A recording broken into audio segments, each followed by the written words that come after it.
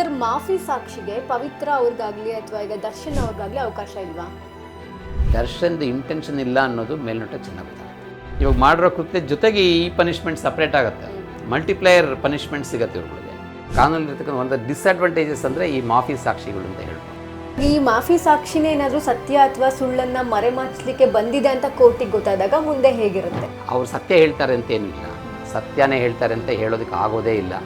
With intention ಇದ್ದರೆ ಅದು ಬೇರೆ ಥರ, ಇದು ಇಂಟೆನ್ಷನ್ ಇಲ್ದಂಗೆ ಆಗಿರತಕ್ಕಂಥ ಒಂದು ಕಾರ್ಯ ಅಂತ ಕೋರ್ಟ್ ಗಣನೆಗೆ ತಗೊಳ್ಳಿ.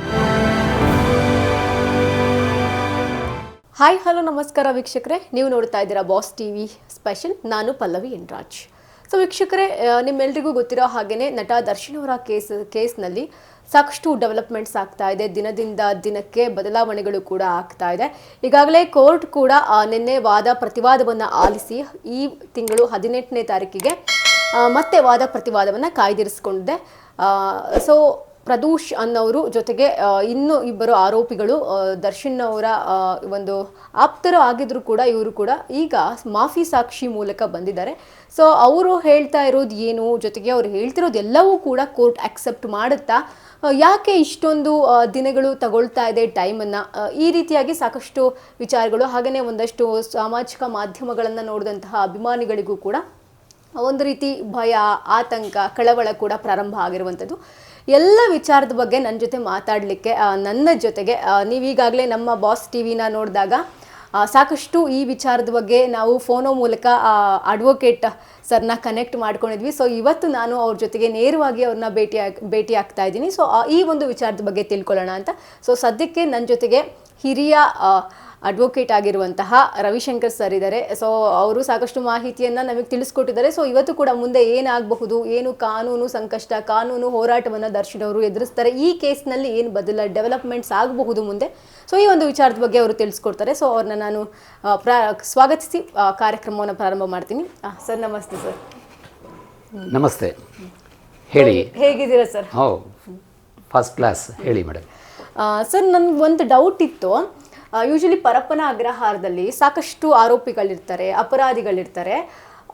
ಸೊ ಈ ದರ್ಶನ್ ಅವರೇ ಮಾತ್ರ ಅಲ್ಲ, ತುಂಬ ಜನ ಇದ್ದಾರೆ. ಸೊ ಇದ್ರ ಬಗ್ಗೆ ನಿಮ್ಮ ಒಪಿನಿಯನ್ ಏನು? ಈಗ ಪರಪ್ಪನ ಅಗ್ರಹಾರ ಅಂತಲ್ಲ, ಯಾವುದೇ ಒಂದು ಜೈಲಿರಲಿ, ಆ ಜೈಲು ಒಳಗಡೆ ಇರತಕ್ಕಂಥವರೆಲ್ಲರೂ ಅಪರಾಧಿಗಳಲ್ಲ. ಹಾಗೆ ಅಂತ ಹೇಳಿ ಜೈಲಿಂದ ಆಚೆ ಇರೋರೆಲ್ಲ ನಿರಪರಾಧಿಗಳು ಅಲ್ಲ. ಅಪರಾಧಿಗಳು ಶಿಕ್ಷೆಯನ್ನು ತಪ್ಪಿಸ್ಕೊಂಡು ಲಕ್ಷಾಂತರ ಸಂಖ್ಯೆಯಲ್ಲಿ ಜೈಲಿಂದ ಆಚೆ ಇದ್ದಾರೆ. ನಿರಪರಾಧಿಗಳು ಅನಾವಶ್ಯಕತೆಯಿಂದ ಅವ್ರಿಗೆ ಸಹಾಯ ಇಲ್ಲದಂಗೆ ಅಥವಾ ಯಾವುದೋ ಒಂದು ಸಂದರ್ಭದಲ್ಲಿ ಯಾವುದೋ ಒಂದು ಪೊಲಿಟಿಕಲ್ ಇನ್ಫ್ಲೂಯೆನ್ಸಲ್ಲಿ ಅಥವಾ ಅವ್ರಿಗೆ ಕಾನೂನು ನೆರವು ಸಿಕ್ಕದಂಗೆ ಅಪರಾಧಿಗಳು ಅಂತ ಆಗಿ ಫಿಕ್ಸ್ ಆಗಿ ಪರಪ್ಪನ ಅಗ್ರಹಾರ ಒಳಗಡೆ ಇರೋಂಥವ್ರು ಇದ್ದಾರೆ. ಆ ಕಾರಣದಿಂದ ಒಂದು ಮಾತ್ರ ನಾನು ಹೇಳಬಲ್ಲೆ, ಪರಪ್ಪನ ಅಗ್ರಹಾರ ಅಂತಲ್ಲ, ಯಾವುದೇ ಜೈಲಲ್ಲಿರತಕ್ಕಂಥ ಎಲ್ಲರೂ ಸಹ ಅಪರಾಧಿಗಳು ಅಲ್ಲ. ಕಾನೂನು ಪ್ರಕಾರ ಇರಬಹುದು, ಕಾನೂನು ಪ್ರಕಾರ ಅವ್ರ ಅಕ್ಯೂಸ್ಡು, ಕಾನೂನು ಪ್ರಕಾರ ಅವ್ರ ಕಾನ್ವಿಕ್ಟ್ಸು ಇಬ್ಬರು ಇರ್ತಾರಲ್ಲಿ. ಆದರೆ ಕಾನೂನು ಬಿಟ್ಟು ಆಚೆ ಬಂದು ಮಾರಲ್ ಇದರಿಂದ ನೋಡಿದಾಗ ಎಷ್ಟೋ ಜನ ನಿರಪರಾಧಿಗಳು ಅಪರಾಧಿಗಳು ಅಂತ ಟ್ಯಾಗ್ ಹಾಕ್ಕೊಂಡು ಜೈಲಲ್ಲಿರ್ತಾರೆ. ಅದೇ ರೀತಿ ಲಕ್ಷಾಂತರ ಜನ ಅಪರಾಧಿಗಳು ನಿರಪರಾಧಿಗಳ ಥರ ಆಚೆನೂ ಇದ್ದಾರೆ. ಇಷ್ಟು ನಾನು ಹೇಳ್ಬೋದು. ಸರ್, ಸದ್ಯಕ್ಕೆ ನೀವು ಕೂಡ ನೋಡಿರ್ತೀರಾ, ತುಂಬ ಡೆವಲಪ್ಮೆಂಟ್ ಆಗ್ತಾ ಇದೆ.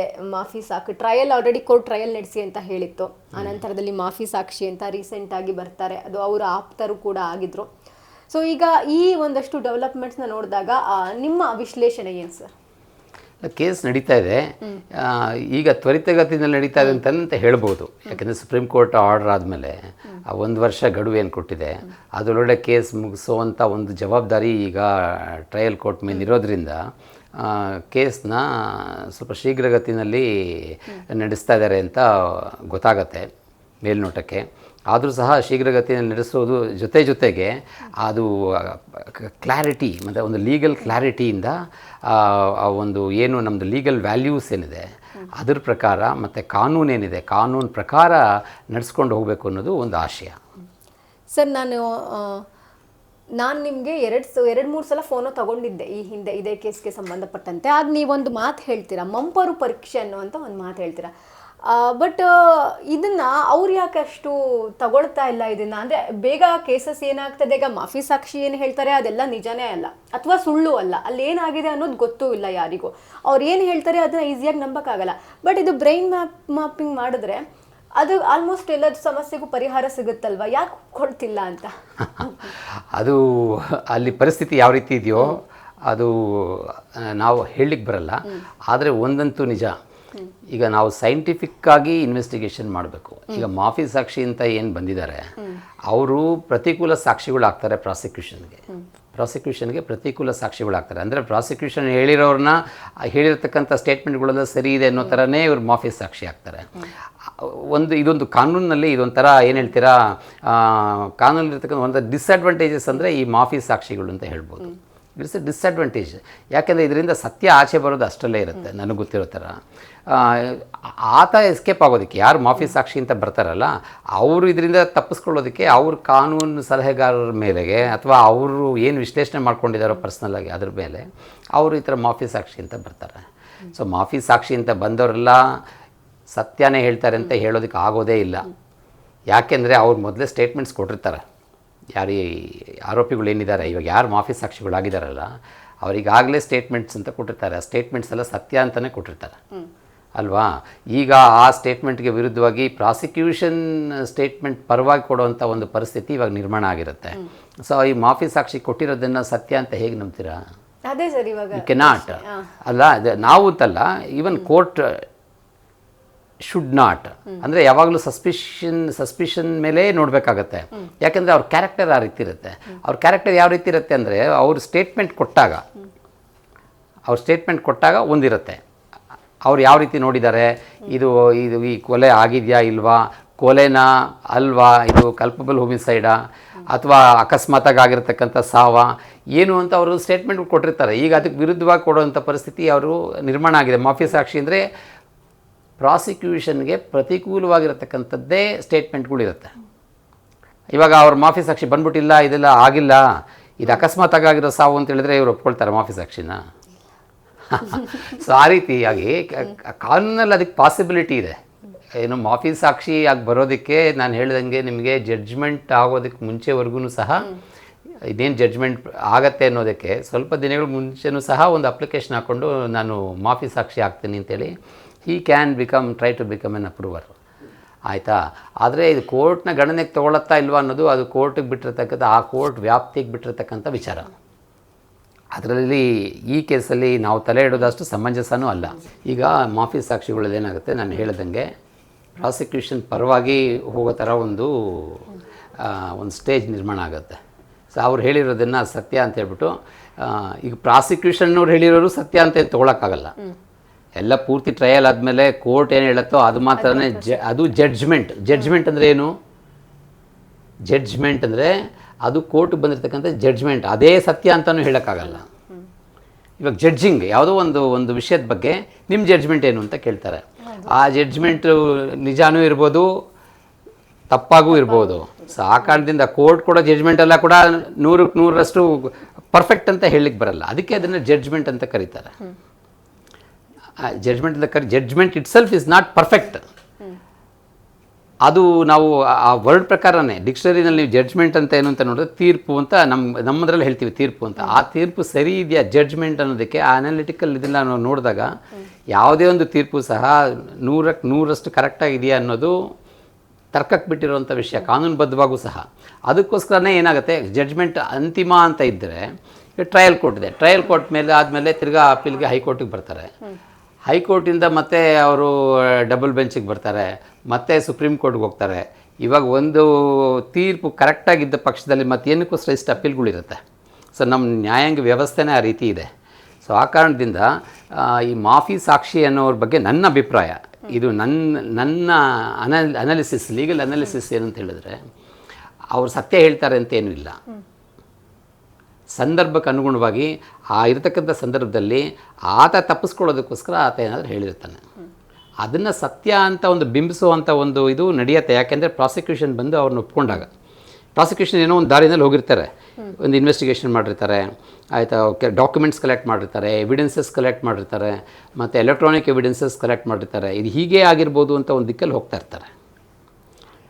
ಅದಕ್ಕೆ ಪ್ರತಿಕೂಲವಾಗಿ ಈತ ಬಂದು ಹೇಳಿದಾಗ ಈತನಿಗೆ ಮಾಫಿ ಸಾಕ್ಷಿ ಅಂತ ಕರೀತಾರೆ. ಅಲ್ಲೇನು ನಾನು ಹೇಳಿದಾಗ ಮಿಸ್ಸಿಂಗ್ ಲಿಂಕ್ಸ್ ಏನೋ ಇರುತ್ತಲ್ಲ ಅದನ್ನು ಈತ ಹೇಳ್ತಾನೆ. ನನಗೆ ಈ ಥರ ಈ ಕೇಸಲ್ಲಿ ದರ್ಶನ್ ಹೇಳಿದ್ರು ಅಥವಾ ಪವಿತ್ರ ಗೌಡ ಹೇಳಿದ್ರು ಈ ರೀತಿ ಮಾಡು ಅಂತ ಹೇಳಿ, ಮತ್ತು ಇಂಥ ಕಡೆ ಅವರು ಫೋರ್ಸ್ಫುಲ್ಲಾಗಿ ಓದಿತಾ ಇದ್ರು ಅಥವಾ ಹೊಡಿತಾ ಇದ್ರು, ಇದನ್ನು ನಾನೇ ನೋಡಿದೆ, ನಾನು ಬೇಡ ಅಂತ ಹೇಳಿದೆ ಅಂತ ಹೇಳ್ತಾರೆ. ಆಯಿತಾ, ಇದರಲ್ಲಿ ಎಷ್ಟು ನಿಜ ಎಷ್ಟು ಸುಳ್ಳು ಅಂತ ಯಾರಿಗೂ ಗೊತ್ತಿಲ್ಲ, ಕೋರ್ಟ್ಗೂ ಗೊತ್ತಿರೋದಿಲ್ಲ, ಮತ್ತು ಇವ್ರ ಕಡೆಯಲ್ಲಿ ಯಾರಿಗೂ ಗೊತ್ತಿರೋದಿಲ್ಲ, ಅವ್ರ ಕಡೆಯಲ್ಲಿ ಯಾರಿಗೂ ಗೊತ್ತಿರೋದಿಲ್ಲ. ಬರೀ ಕೇವಲ ಯಾರು ಹೇಳ್ತಾನೋ ಅವನಿಗೆ ಮಾತ್ರ ಗೊತ್ತಿರುತ್ತೆ, ಅವನ ಮನಸ್ಸಾಳ ಅವನಿಗೆ ಮಾತ್ರ ಗೊತ್ತಿರುತ್ತೆ ಅಲ್ವಾ. ಆ ರೀತಿ ಸಂದರ್ಭ ಇದು. ಆಯಿತಾ, ಅದು ಕಾನೂನಲ್ಲಿ, ನಮ್ಮ ದೇಶದ ಕಾನೂನು ಅಂತಲ್ಲ, ಯಾವ ದೇಶದಲ್ಲಿ ಕಾನೂನಲ್ಲೂ ಈ ರೀತಿ ತೊಡಕುಗಳು ಇದ್ದೇ ಇರುತ್ತೆ. ಅದಕ್ಕೆ ಫೇರ್ ಟ್ರಯಲ್ ಆಗಬೇಕು. ಫೇರ್ ಟ್ರಯಲ್ ಅಂದರೆ ಏನು? ಪ್ರತಿಯೊಬ್ಬರಿಗೂ ಆಪರ್ಚುನಿಟಿ ಕೊಡಬೇಕು. ಈಗ ಮಾಫಿ ಸಾಕ್ಷಿ ಬಂದು ಹೇಳಿದಾಗ ಅವನು ಹೇಳಿರೋದು ನಿಜಾನ ಅಲ್ವಾ ಅನ್ನೋದ್ರ ಬಗ್ಗೆ ಕ್ರಾಸ್ ಎಕ್ಸಾಮಿನೇಷನ್ ಆಗೋದಕ್ಕೆ ಬೇರೆ ಅಕ್ಯೂಸ್ಡ್ ಲಾಯರ್ಸ್, ಇವಾಗ ದರ್ಶನ್, ಪವಿತ್ರ ಗೌಡ ಅಥವಾ ಬೇರೆ ಇನ್ಯಾರೇ ಅಕ್ಯೂಸ್ಡ್ ಇರ್ತಾರಲ್ಲ ಅವ್ರ ಕಡೆ ಲಾಯರ್ಸ್ಗೆ ಆಪರ್ಚುನಿಟಿ, ಆ್ಯಂಪಲ್ ಆಪರ್ಚುನಿಟಿ ಕೊಡಬೇಕು. ಇವ್ರಿಗೂ ಆ ಚಾನ್ಸ್ ಕೊಟ್ಟು ಅವ್ರು ಹೇಳಿರೋ ತಪ್ಪು ಅಂತ ಪ್ರೂವ್ ಮಾಡೋದಕ್ಕೆ ಇವ್ರಿಗೆ ಅವಕಾಶ ಕೊಡಬೇಕು. ಇಲ್ಲ ಏಕಾಏಕಿ ಒಂದೇ ಇವಾಗ ಬಯಸ್ಡ್ ಆಗೋಗ್ಬಿಡುತ್ತೆ. ಬರೀ ಅವ್ರು ಮಾಫಿ ಸಾಕ್ಷಿ ಹೇಳಿದ್ದಾರೆ ಅಂತ ಅದನ್ನು ಕೋರ್ಟ್ ಗಣನೆಗೆ ಏಕಾಏಕಿ ಹಾಗೆ ಪೂರ್ತಿ ತೊಗೊಂಡ್ಬಿಟ್ರೆ ಮತ್ತು ಅದರಲ್ಲಿ ಕಾನೂನು ಅನ್ನೋದು ಇರೋದೇ ಇಲ್ಲ ಅಲ್ವಾ. ಒಬ್ಬರ ಕಡೆ ಇದು ವಾಲ್ದಂಗೆ ಆಗುತ್ತೆ. ಆ ಕಾರಣದಿಂದ ಇವಾಗ ಕೋರ್ಟ್ ಸಮಯ ಕೊಟ್ಟಿದೆ. ಅದ್ರ ಬಗ್ಗೆ ಒಂದು ವಾರನೋ ಏನೋ 10 ದಿನನೋ ಸಮಯ ಕೊಟ್ಟಿದ್ದೆ. ಅಷ್ಟೊಳಗಡೆ ಹೇಳಿದ್ದೆ, ಯಾಕೆಂದರೆ ಸ್ಪೀಡಿ ಟ್ರಯಲ್ ಆಗಬೇಕು ಅಂತೇಳಿ ಕಡಿಮೆ ಸಮಯ ಕೊಟ್ಟಿದ್ದೆ. ಈಗ ದರ್ಶನ್ ಮತ್ತು ಈ ಪವಿತ್ರ ಗೌಡ, ಈ ಅಕ್ಯೂಸ್ಡ್ ಬೇರೆ ಯಾರಿದ್ದಾರೆ ಅವರೆಲ್ಲರಿಗೂ ಇದೊಂದು ಆಪರ್ಚುನಿಟಿ, ಅದನ್ನು ಡಿಸ್ಪ್ರೂವ್ ಮಾಡೋದಕ್ಕೆ ಇದೊಂದು ಆಪರ್ಚುನಿಟಿ ಆಗುತ್ತೆ.